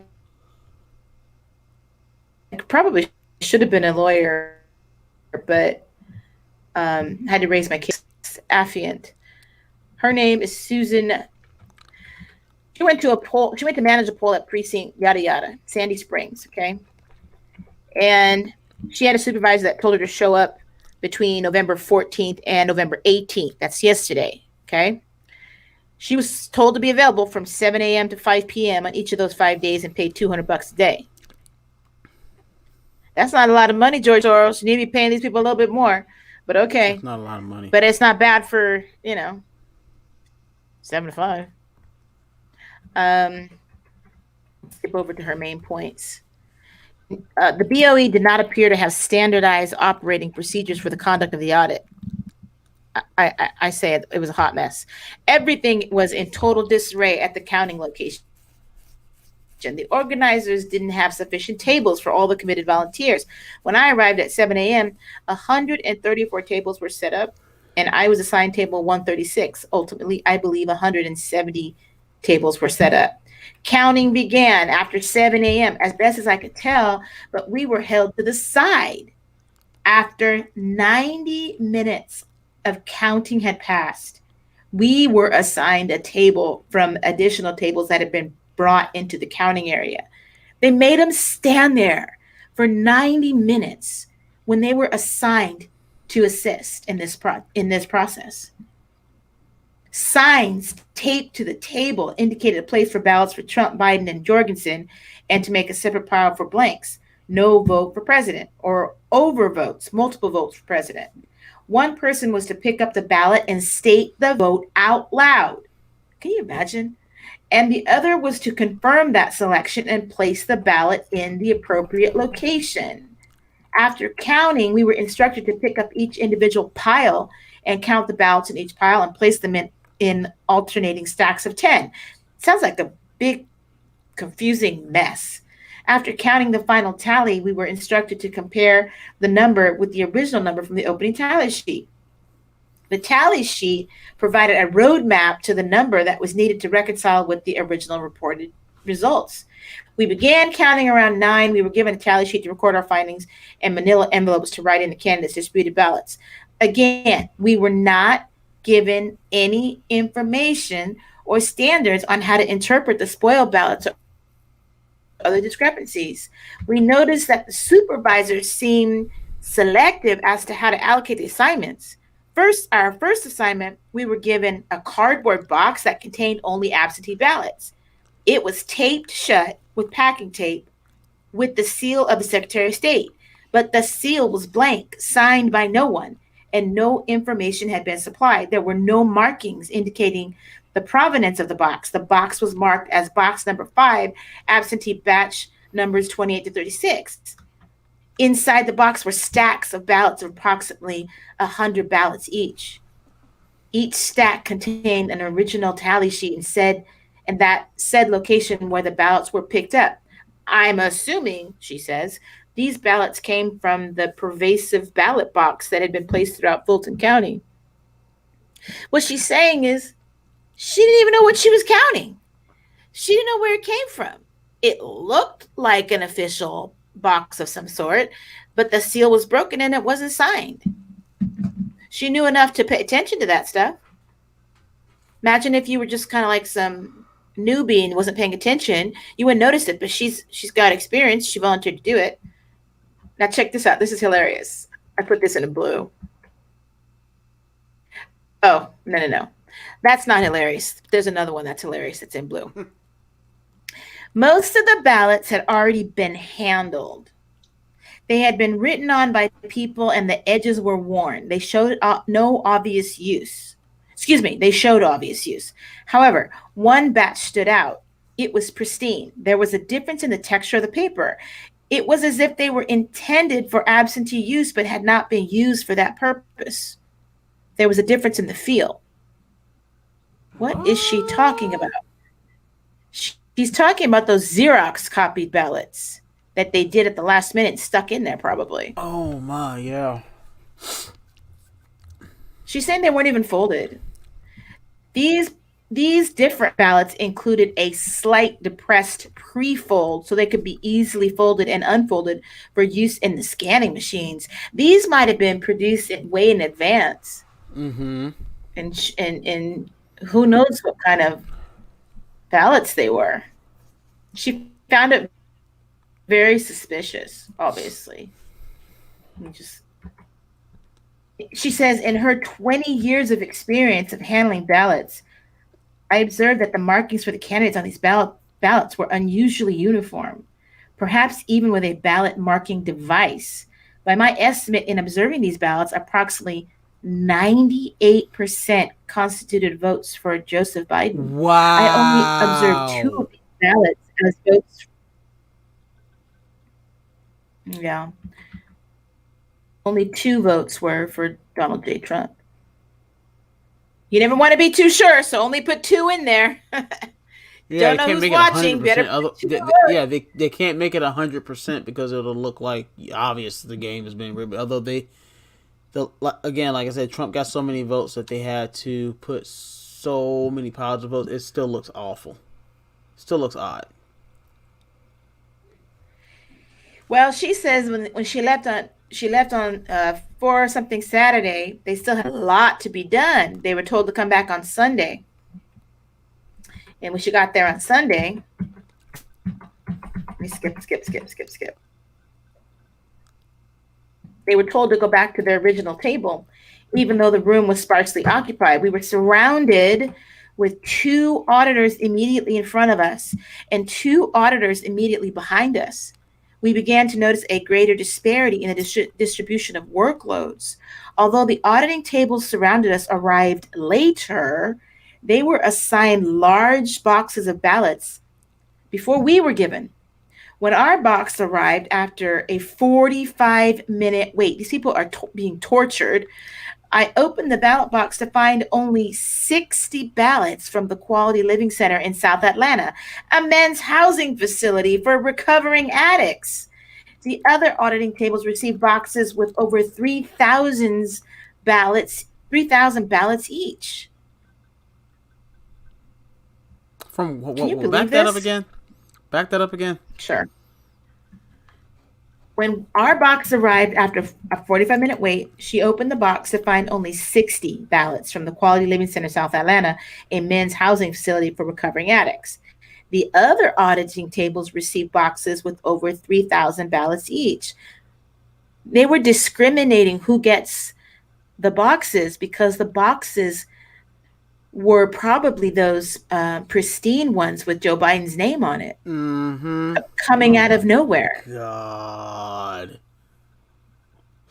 tell me about it. It's very depressing. This this is my second time having to read this stuff.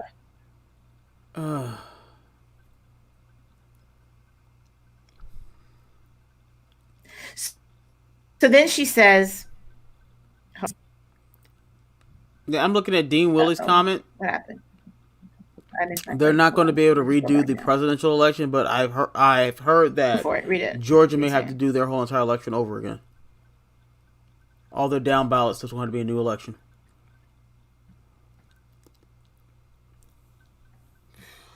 Wow. Okay, so this is this is real. Okay, this is you're gonna like this one. We offered to help. Okay, so after they completed their little box, they were told they were no longer needed and they could go home. So 60 she ballots. Could see and they're that there done. Was larger piles that were 60 ballots and they're done. I know. Wow. I guess we offered to help on some larger piles that were still evident, and the officials present were adamant that they did not need any more help. I sat at the table for a while longer and noticed how other auditors were treated. We were explicitly told, wait for it, that we could not have drinks or food of any kind on the table. That was understandable. The people behind us and in front of us, however, had open water bottles, breakfast burritos supplied by the BOE, and snacks on their tables. You know, mess with my vote. Okay. I got you. Mess with me not having water and food while everybody else has breakfast burritos that you bought. It's war. I have a picture that pretty much sums up the situation we're in right now. That's on my Parler page. Yeah, hold on. I'll share it real quick. Hold on. All right.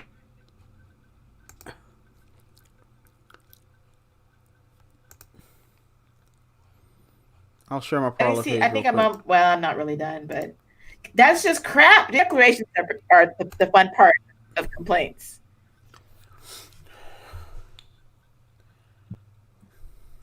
Okay, now I'll just continue the next paragraph. A hot mess, I wrote on here. A hot mess. She was observing and the ballots cast for Donald Trump being placed in the pile for Joseph Biden. Ballots cast for Donald Trump being placed in the pile for Joseph Biden. She witnessed this happen at table A several times. Wow. Can you imagine being in the situation and not having anybody to go to tell me about it? I'm going to scroll on over here. You can't, like I said, at this point, you almost literally have nobody to go to because the media is complicit. So you can't go to the journalists. You can't go to the state election boards because they're complicit. The only person you could probably go to is Donald Trump's team. That's it. That's it. And which is exactly what they did. Yeah. And this that's the guy only named option. Nicholas, he, I lost you. What did you say?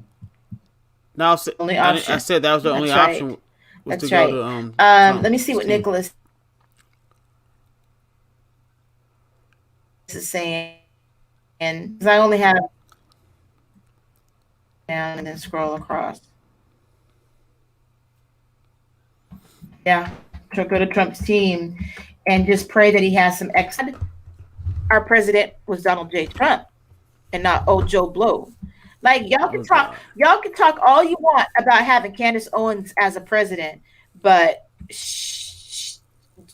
I don't see that happening. Because even Donald Trump is having a hard time with this. Here we go. Due to COVID restrictions, we were instructed to stay a minimum of 6 feet away from the recounter. This is another recounter.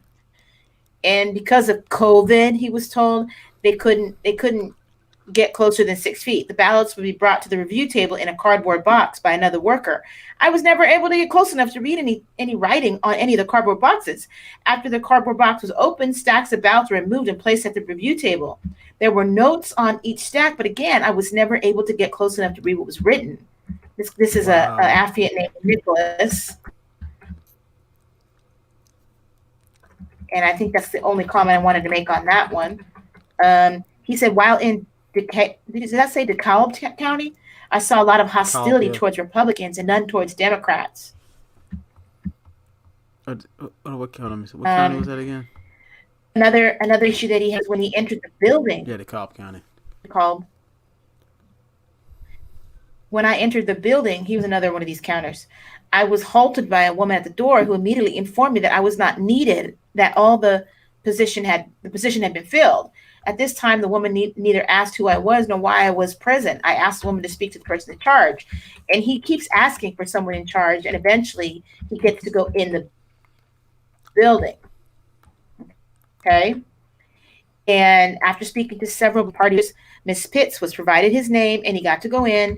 And once he was inside the area, he saw that it was set up very similar to, he was in Henry County now. DeKalb County having the same designations and each review table having 2 recounters as described in paragraph 6 above. As he began walking around, he noticed several differences between DeKalb County and Henry. In Henry, the ballots were brought to each review table in red plastic box with security ties to hold the box closed. Those ties were cut, and the ballots were then removed and placed on top of the review table in stacks that were wrapped in rubber bands that had pink sticky notes on each stack, displayed with the number of ballots each stack contained. Why are those boxes being opened before they're going to the recounters? The reviewers, excuse me. A hot mess.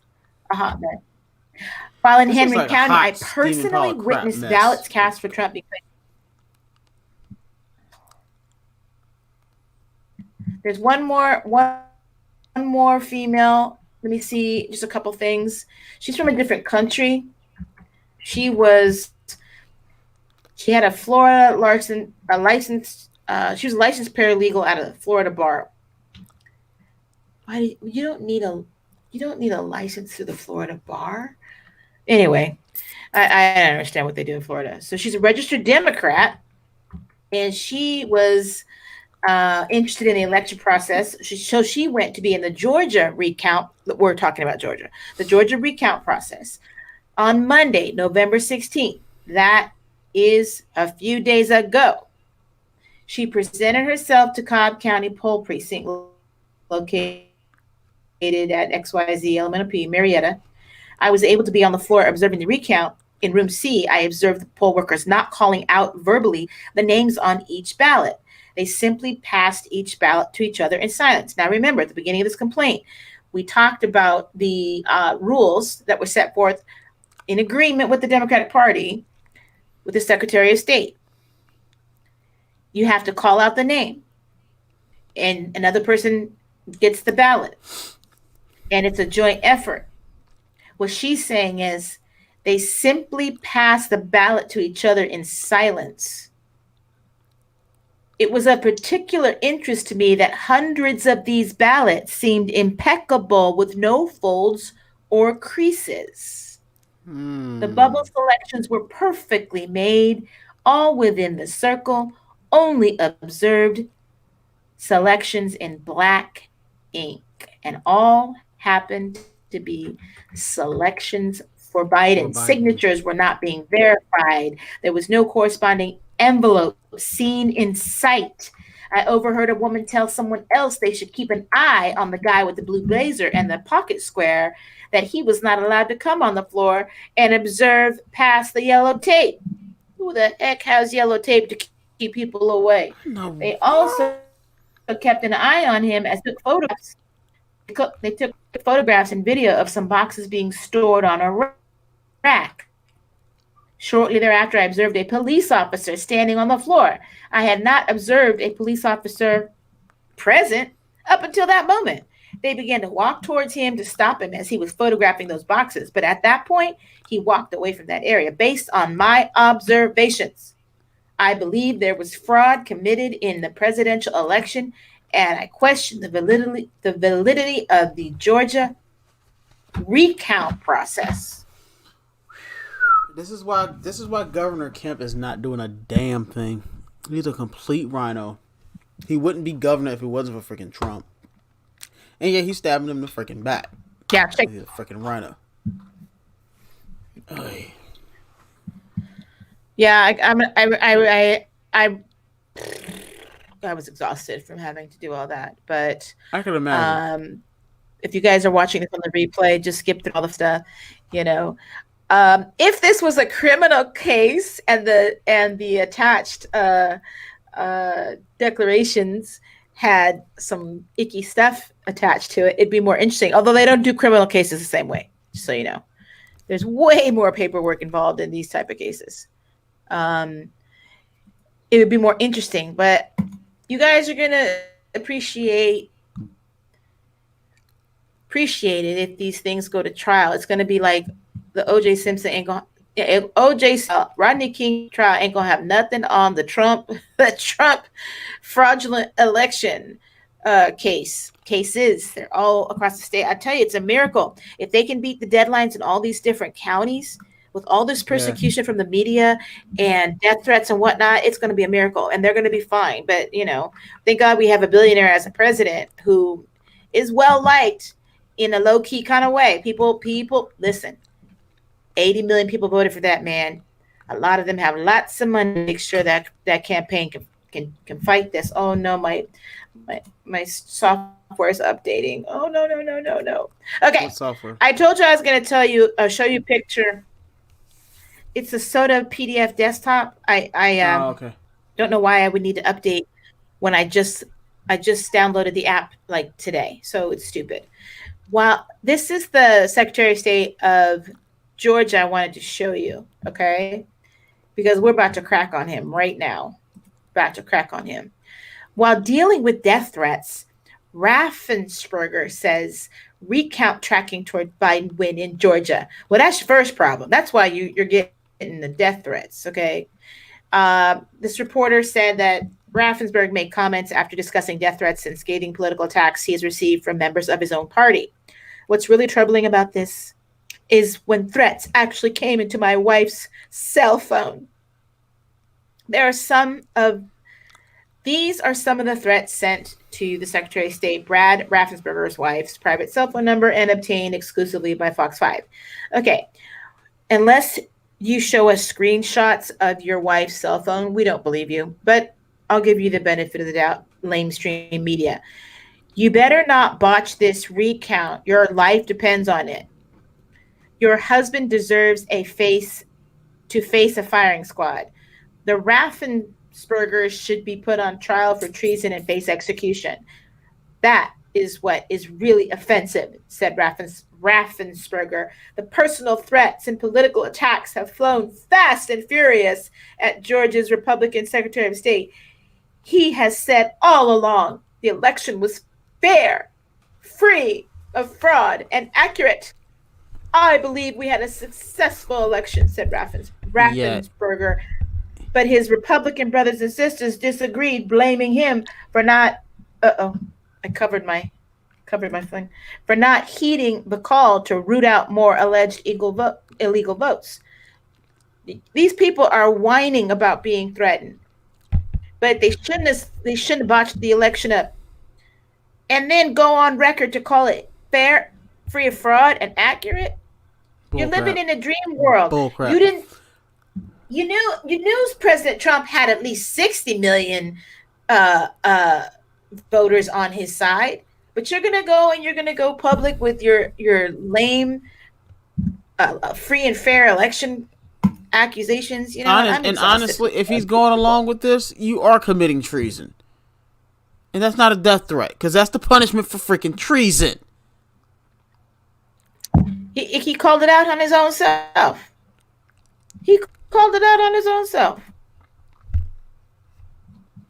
All right, I'm gonna add you to the stream.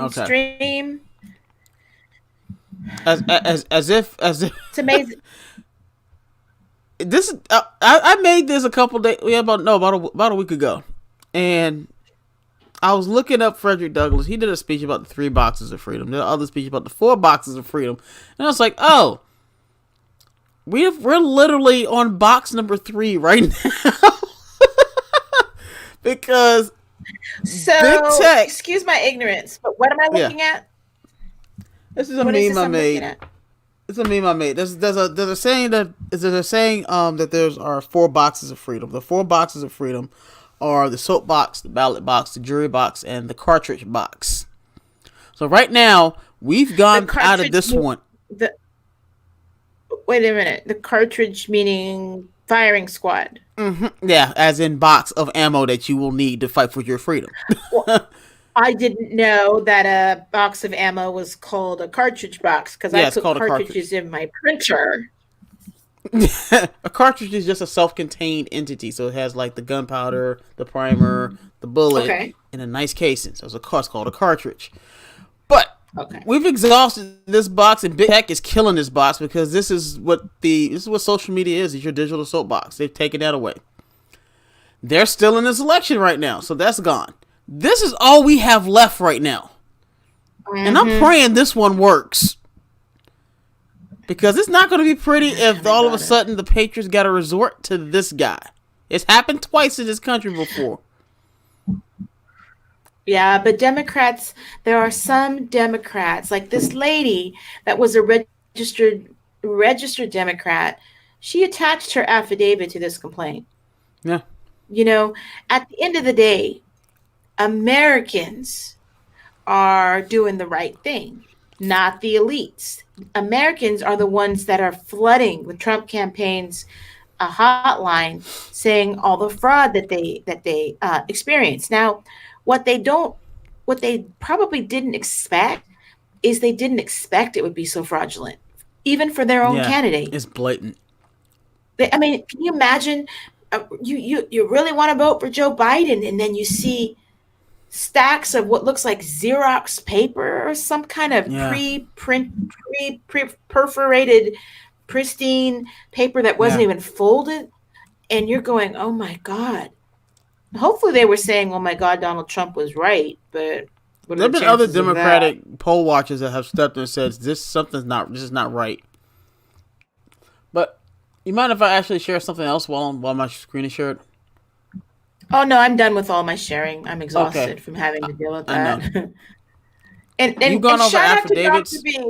Shout out to Dr. B for hanging in there with me. Leah took the right exit. She's watching from the house because she had a hard day, and I didn't have a lot of work, but this is still related to the type of work I do. I mean, it's as long as my brain cells aren't dying. This is very, very interesting. I don't have any election law experience at all. Nobody does, to be honest with you. And civil litigation is different. You're usually asking for relief in the form of money. Maybe they breached a contract, or they're fighting a subpoena for some records. or somebody's house got burned. It's a little bit more straightforward. A lot of the stuff I've dealt with over the years, because I was in insurance defense for like 7 years, and even family law is more straightforward.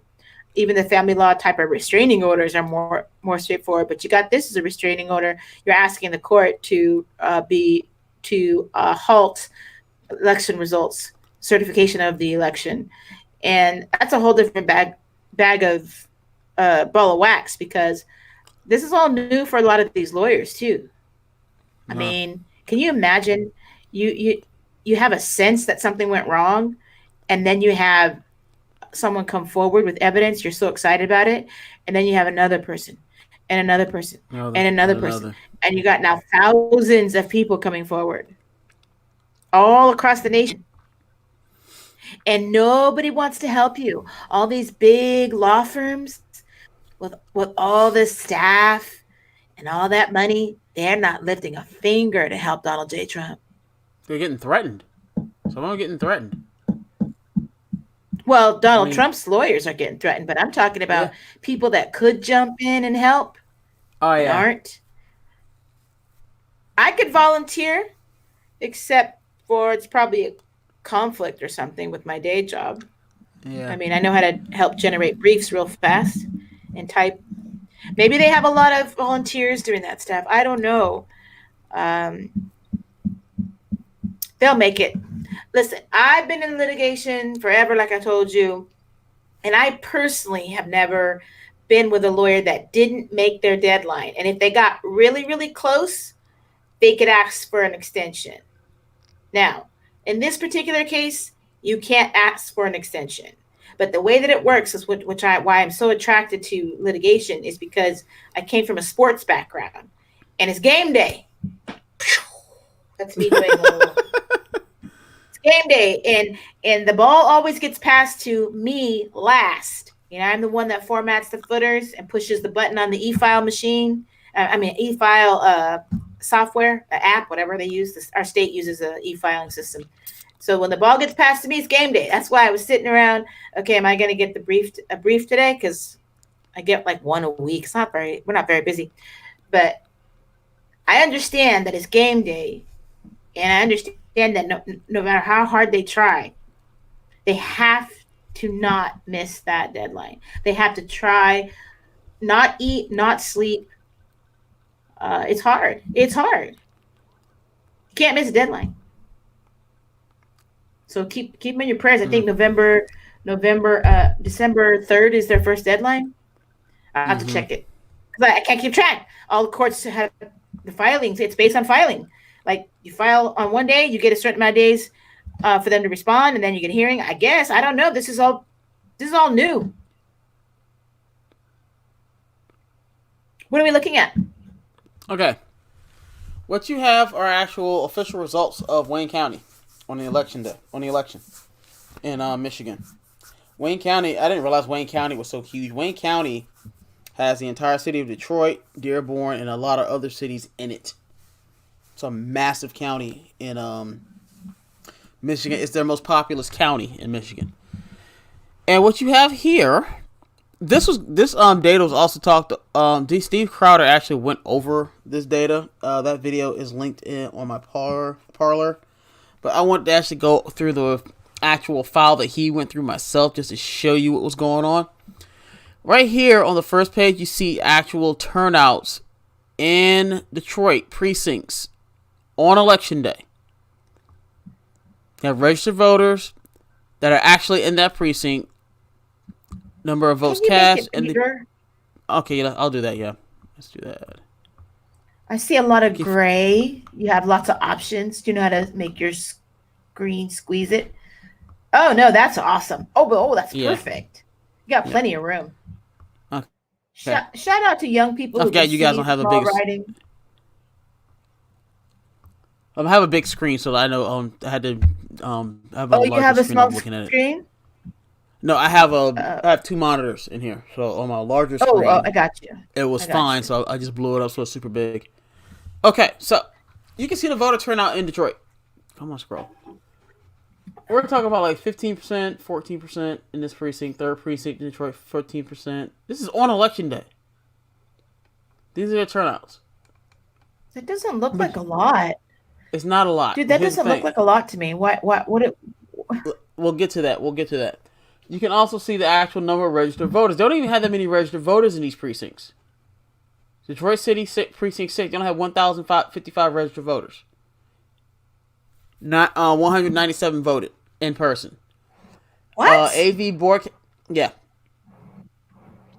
AV counting board. These are the absentee vote counting board. They haven't counted. They didn't count any on the election days because they usually hold them over till later. So this is Detroit, and they're averaging between 15 and 20% turnout on election day in Detroit. Now let's see. Can I actually? I may have to zoom out. Oh no, here we go. That's what I want to do. I want to get to some other counties, so let me go down to page 12. And now you're boring me. I'm sorry. Funny. This is actual data. No, I not deserve affidavits. it. I deserve it. No, I deserve it. Okay, now we're in Dearborn. Now, Dearborn, Michigan is heavily Democratic, but you can see their total turnout is around 65%. Between 50 and 65%. I think there's some precincts that had like 70% turnout. But you can see, you can account for the registered voters. This is, say, Dearborn Precinct 32, 1,891 registered voters. This is how many voted on election day. This is how many voted absentee. Here's the total. There's your percentage that showed up. Now, I'm going to get to some Trump areas, and here we go. A lot of the Trump areas had really, really high turnout. Like, I think Grosse Pointe Farms was a heavy Trump area. They had 81% turnout. It's insane. They also had a lot of absentee voters. Nobody wants socialism. Exactly. Come on, idiots. A lot of you could tell which one was a lot of the Trump counties because they showed out. Big time. You talk about 80%. You talk about between 70 and 85% turnout in these precincts. Now, I'm going to get to the very end of this document. Here we go. I'm going to get to the... Okay, and here we go. Right. Not there. There. See, right. Absentee voting... Counting Bureau, 1, election day. How many registered voters do you see?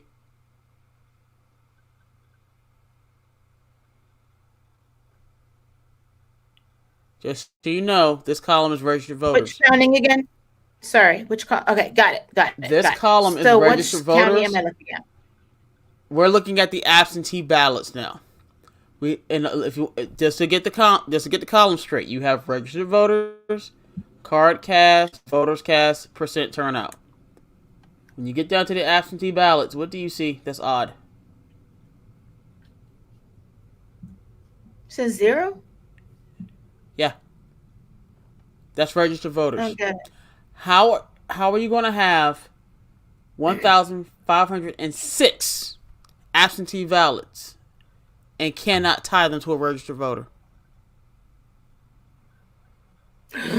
Oh. This goes on. I'm on page right now. This is page. I think this document has 105 pages. Come on. And where is this document? This is Where do you have this is on the Wayne County Election Board. If you go to Wayne County, Michigan, Board of Elections, which I will not do, by the way. Ooh. You can pull this. This is all Steve Crowder did. He went here and looked, and I'm looking, and you can see that they have no shame. You can see that, like here, we had 2011 votes. Yeah. But you can't tie it to a registered voter. All the other absentee votes, for example, I'm gonna go up to what I'm gonna butcher the name, and if anybody's from Michigan, sorry. Wyandotte, City of Wyandotte. Yeah, I think that's you close have enough. Yeah, but here you have your absentee votes. you have your registered votes for both election day and absentee. So you have your total votes, you have your total registered voters, and you can total the votes. Why all of a sudden now we get the city of Detroit and you can't track where these came from? You can't track what precinct these came from. Shouldn't I know what precinct that these 1,506 votes came from? Who they represented? Should they be rolled up into here? Yeah, well, that's part of the problem. Shouldn't this data already be that precinct? Okay, we've had this many show up on election day. This many votes came from the precinct. Why is this here? I don't know, Dr. B. And look, it's just 0, 0, 0, 0. It keeps going. What is the not applicable stuff? What is that not applicable? They're saying nobody showed up. That is for that's the turnout percentage. Why is it not applicable? Because they don't have any registered voters. So how can you calculate a percentage if there's no registered voters to calculate your turnout? These are just absentee votes that aren't tied to registered voters. So they post this on the registrar website or whatever, and they expect us not to notice.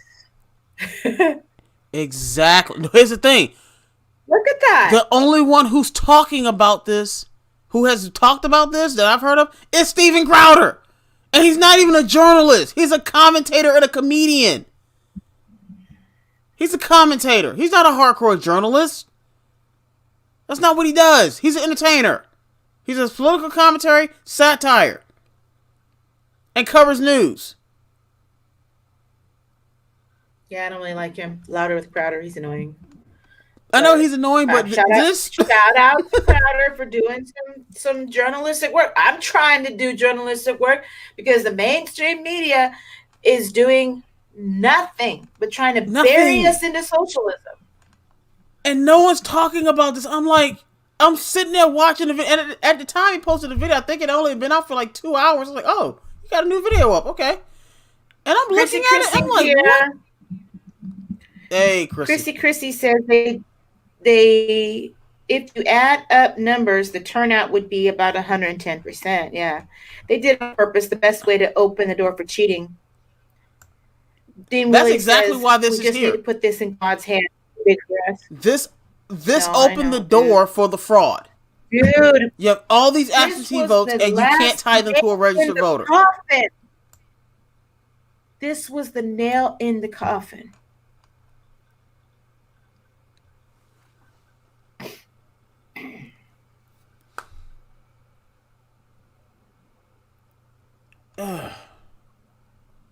And I'm sitting there Somebody's thinking, got to go to jail.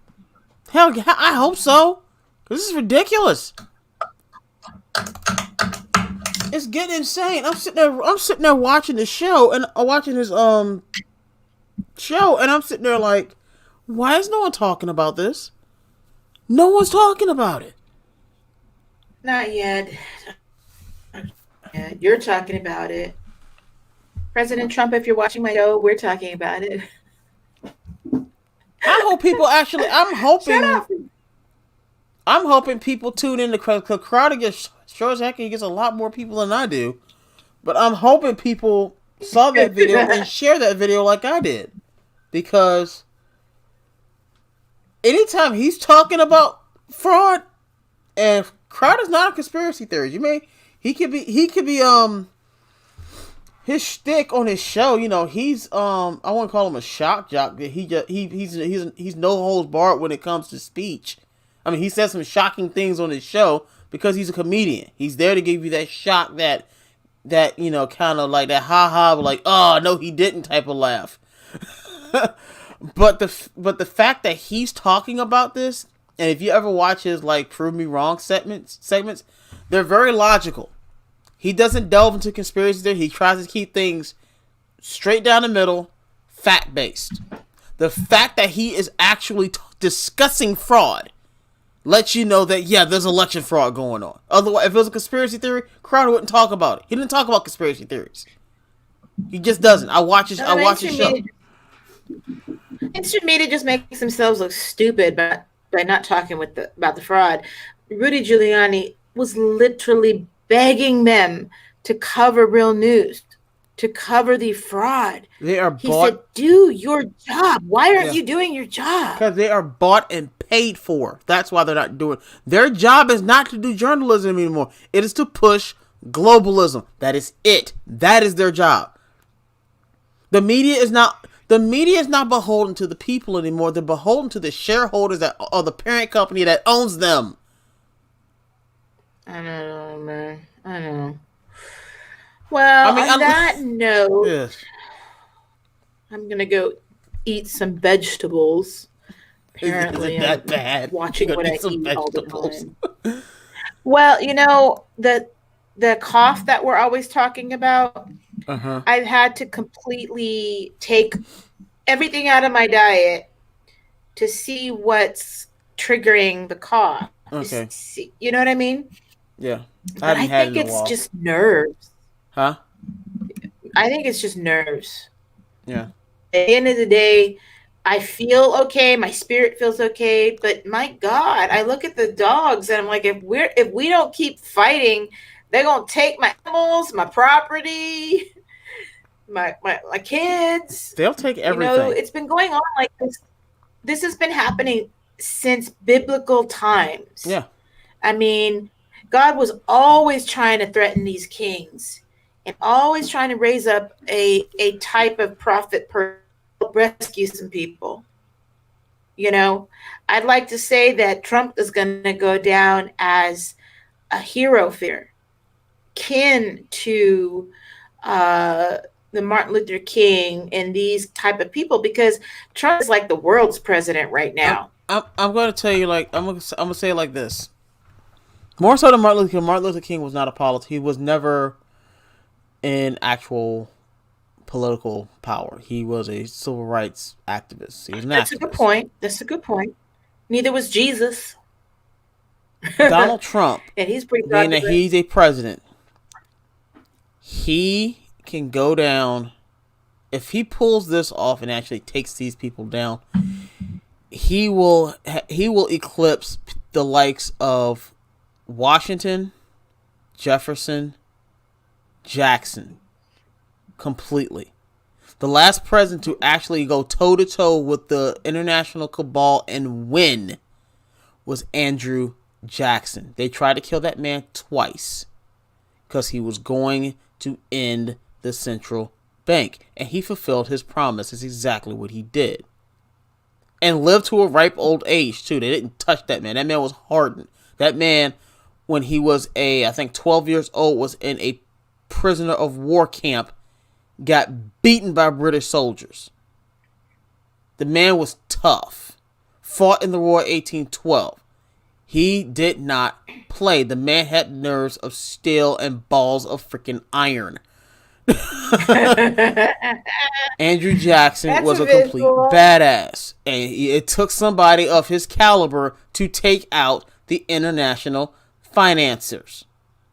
Or financiers, I should say. He stared them dead in the face and said, no, you are not going to put your tentacles in this country. And we had a bit of a reprieve. It's time for that to happen again, and we need to end them once and for all. Because all this election fraud is tied directly to them. Rudy Giuliani took down the mob. But what they're taking on right now needs the backing of our prayers.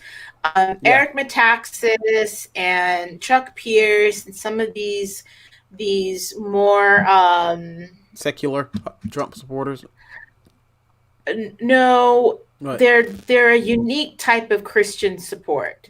They're the type that really believe in prayer, community prayer. Like Eric Metaxas says, put yourself on my mailing list. I want to send you the link to the prayer call. Eric Metaxas has a hit YouTube show. I mean, I watch him all the time. But not only that, Chuck Pierce is a huge prophetic type of minister in Dallas. It's a huge church, but he only deals in like prayers for the president. And I got an email from somewhere, from something I watched, that the president was calling for a 5 o'clock prayer last week. It could have been on Parler. I'm not really sure. But he was asking for people to pray because the kind of revolution that we're having is against demonic forces. I mean, they're even calling it devilish and demonic, and what they're up against is like witchcraft. Oh no, it's like literally witchcraft for some people. I mean, BLM, they practice witchcraft. We're dealing with forces that are ancient spirits that have been trying to do this for thousands of years, and God has always had a type of savior, a type of Cyrus, a type of Christ, a type of Moses, a type of rescue, to give the people a choice to fight. I posted something today to a friend. I said, faith without works is dead. And then I put in parentheses, faith without bravery is dead. True. You know, I get guys for doing things a different way than some Christian people might do. I'm so nice until you do something that is against, you know, the Bible. You know, like lying. You do something that like lying and I call you on it and you add more lies to it. And then you get upset at me because I'm not acting right because I'm responding to you doing that wrong thing. We're talking about people in leadership. I was talking to you guys about that the other day. People in leadership need to actually act like leaders and instead of acting like baby dictators. And some of these people, like Nancy Pelosi, she's literally wanting to be a dictator. And God forbid it should award presidents to her, but they will not because there's no she's not in line for that stuff. I mean, legally, if we go to the House of Congress or we go to Congress for this presidential vote, we'll win. That's why they wanted president to concede so much. But Chrissy says, I noticed if I have to ask too much, I start coughing. Okay, so that's an excellent point. I have had 6 physical therapy appointments for my back and wrists. I got wrist issues. And I literally choked almost to death in the parking lot as I was leaving the other day. And I'm so glad you mentioned that, Chrissy, because now I can tell them, stop calling me to come back, and because I can't be in there with the mask on for an hour doing physical activity. I don't know how these young people do it. My son has to wear one all day at his job. My daughter has to wear one, but I don't. I don't even like to wear it for a few minutes in H-E-B, our grocery store. But I thought, I'm in physical therapy. I feel okay. But you're right, Chrissy. I think that's making it worse. Yeah. I don't know what's going on. Am I poisoned? Is that the problem?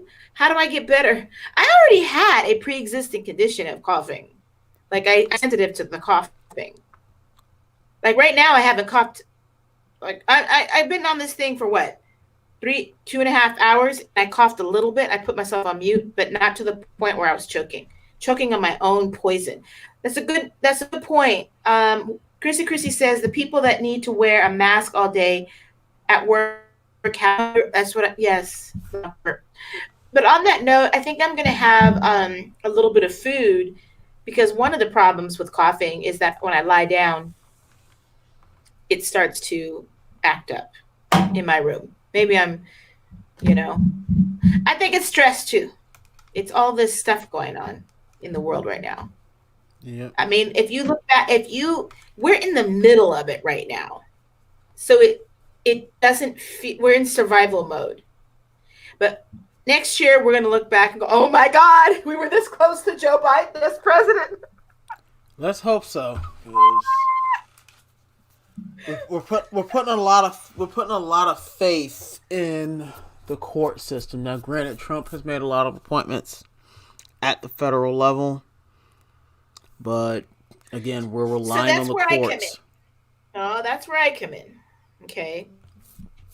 There have been very few decisions that have not gone in Trump's favor these past few years All right. with less evidence. If you actually look up all the cases that he has had to put before the courts, no matter what court they are, things have been overturned in his favor, and littler things have been against him. But this is the American people's lawsuits. It's not about Trump's taxes. It's not about Stormy Daniels. It's not about threats to Melania. This is about our election. That's why these Democrats are losing their minds, is because it is bigger than just Donald Trump. Once you go to the Supreme Court, it's not going to go very well for the Democrat Party. I hope so. We're talking about it's going to be fine. It's going to be fine. I am worried about people like happened, Roberts. That's who worries me. Well, he's only one person, though. He's only one person. And what is he actually going to say? The law is on our side. The law is on the voters' side. Because it's kind of like, let's break it down to something a little bit more closer to home. Okay, when you live in a red state and you have certain laws that protect you to protect your home, and you shoot somebody, what are the chances that you're going to catch a case in a red state for defending yourself on your own property when you got state laws on the books that allow you to do that? What are the chances that you won't prevail in court? You may get arrested, you may have to hire an attorney, but at the end of the day, you're very likely to prevail in court. Yeah. Now, if you're in a Democrat state and you use a weapon to protect yourself, this is all constitutional stuff, and you do your Second Amendment in a Democrat state, you may have to go through a bunch of crap at the state level, but when you take your case to a higher court, the Constitution is there for you. The Constitution is there for us in these voting issues. It's not just about Donald Trump's personality or Donald Trump's personal issues. This is voting irregularities. This is election fraud, for God's sake. So I'm not worried about it at all. I'm like that dude that you saw in the video. We gonna party. We gonna have a party. We gonna party. I'm not gonna party with Frenchie Morgan and rapper Wicked Witch, but I'm gonna party because when you get to the Supreme Court, we're talking about highly qualified constitutionalists, highly qualified lawyers, highly qualified constitutionalists. The Democrats are still going to have their argument, but what are they going to say? The evidence is stacked up against them. Yeah. So have a little faith, you guys. We all need to keep praying. Biden admitted to having greatest fraud, or yes, he did admit that he's an idiot, and it's going to be okay. We're hitting the 950 mark, and I just wanted to show everybody, I hope I succeeded at it, that the evidence is really bad. I mean, it's good, but it's bad. You're not allowed to eat. You're not allowed to bring your water. It's like being in a bad school, where the big kids have money and you have nothing, and you still have to sit in the lunchroom with them. How are you going to not let people have water and food, and you bringing breakfast burritos to the Democrats? That was provided by the Board of Elections. So, you can't have food, and the people who literally they bought food for us like this at the table. Oh my God! The little squirrel. Yeah. On that note, guys, keep the faith. I have no idea what's going to happen with Tuesday's show because I hustled today to get this ready. I promise you, I will not do a brief show because I was exhausted. My daughter would come into the room. I'm in the middle of something. I'm reading. I get a little cranky when I have to read that stuff. But this particular issue is really making me cranky. Having to read what those people went through. Yeah. And feeling helpless, like they had no recourse. You had a girl surrounded by auditors in front and back of her, watching her, like she was doing something wrong, and a police officer watching another guy take pictures. He's probably taking pictures because he's going to complain, but at the same time, why is a police officer trying to find him? You guys, this was ridiculous. Totally abusive. It's just awful. Was the one taking? Go ahead. No, was the one taking pictures? I heard this story before. Was that Corey Lewandowski? I have no idea. The affiant did not mention who it was. Sounds like she didn't know who it was. Because I heard he was actually down in Georgia. Yeah. It might have been that or another state. Like, the sad part is that all these stories are sounding very similar from state to state to state, which is like, this is a well organized and orchestrated plot. Exactly, and it would have worked, like Scooby-Doo.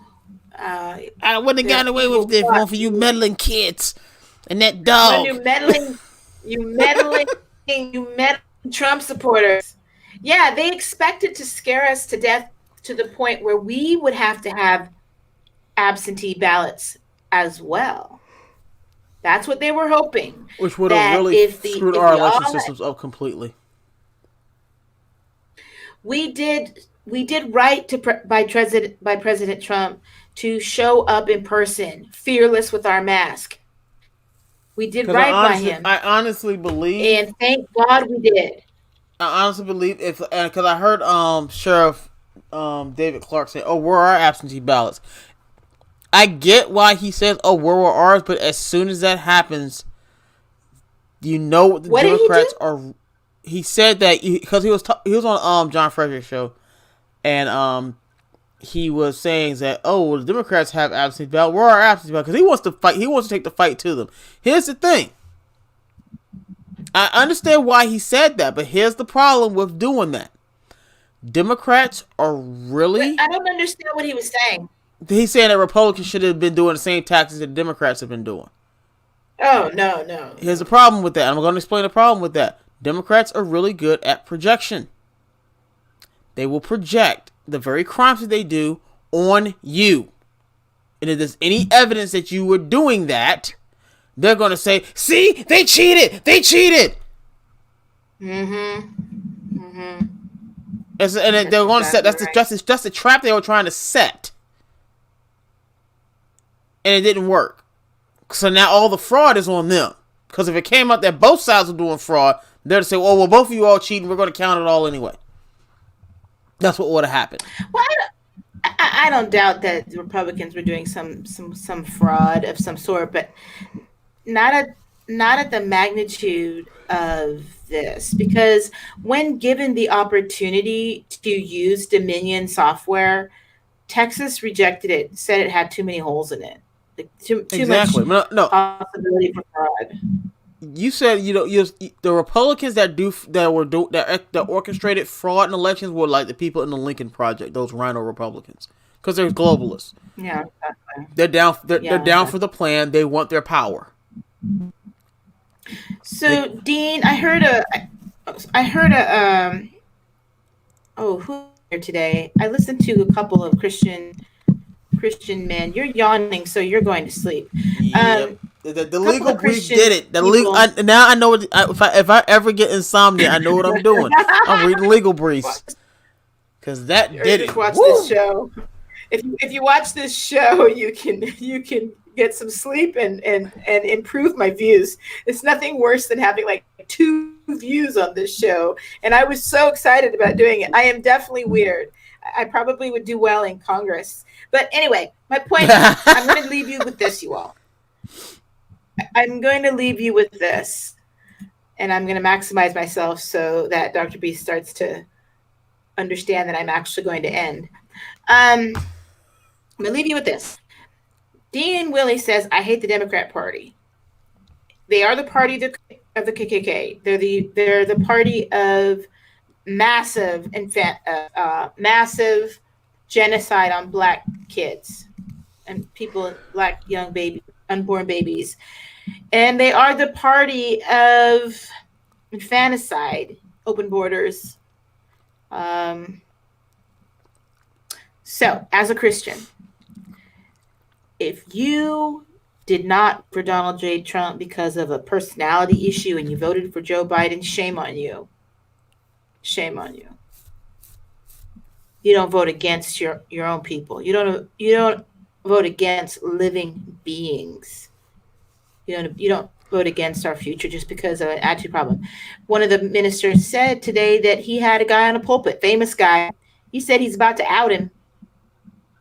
He's this close to outing this famous guy for saying that he voted for Joe Biden because he's just tired of all the rhetoric that Donald Trump brings. Oh, wow. So what rhetoric are we talking about? I didn't get the details of the man who was a third party to the conversation. I'm third party to the conversation. I don't know what rhetoric you're talking about, but I don't vote against life.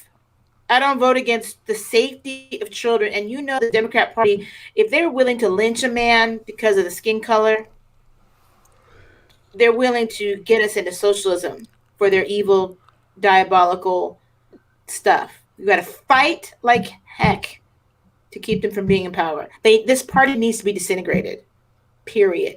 They need to be criminally charged. Somebody needs to be criminally charged for this behavior. If you have crimes against children, I wish you would come up and put an affidavit and say, I'll give these people $25,000 to come forward with any of these elites' crimes against children. It's really hard to do because children aren't going to do it.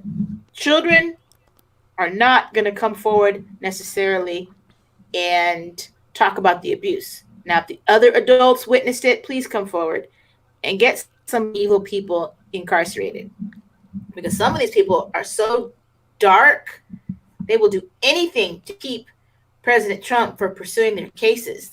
All these secret files they got going on. I bet President Trump is willing to be reelected so that he's in a better position when he does release these secret files. Nobody's talking about human trafficking right now.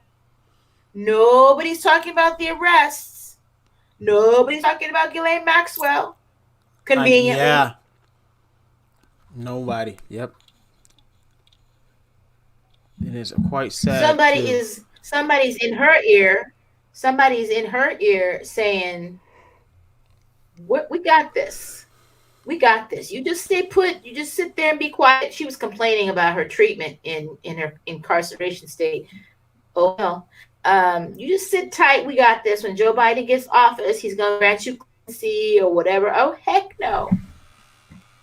On that note, it is 10:05, and I'm about to jump off this live stream, and we will see Tuesday. Have no idea what's going on. Again, I will not do another legal brief. Maybe I'll do a little bit. A little bit of something. But maybe not 2 hours. But we will see you then. Leah said she's going to be back. For those of you that have a crush on Leah, she will be back on today. Yes, there's people. I'm watching y'all in the chat trying to hit on my girl. So I'm watching y'all. So you guys have a great evening, Dr. B. You have a great weekend. You got any marches going on in the area? No Trump marches. I'm just going to enjoy my birthday. So, you know. Oh, that's right. Oh, it's Dr. B's birthday tomorrow? Yep. Is it tomorrow? Yes. Okay, so tomorrow. you know I used to sing happy birthday. I used to sing happy birthday on the radio to people back when I was, a little bit. I sure did. I got on the radio and I said I would sing happy birthday to whoever called in, and I did. So I will give you a happy birthday. Okay. Aww. Oh, happy birthday to you. Happy birthday to you. Happy birthday, Dr. B. Aww. Happy birthday to you. Yeah. Nice. Awesome. Thank you. Happy birthday, the big 4-0. Listen, you can't go anywhere, but somebody just sang to you from the internet. All right, shout out to Dr. B. Feliz cumpleaños a ti. Woo-hoo! Thank you. Bye, Dr. Bye. B. Have a good one. Post pictures.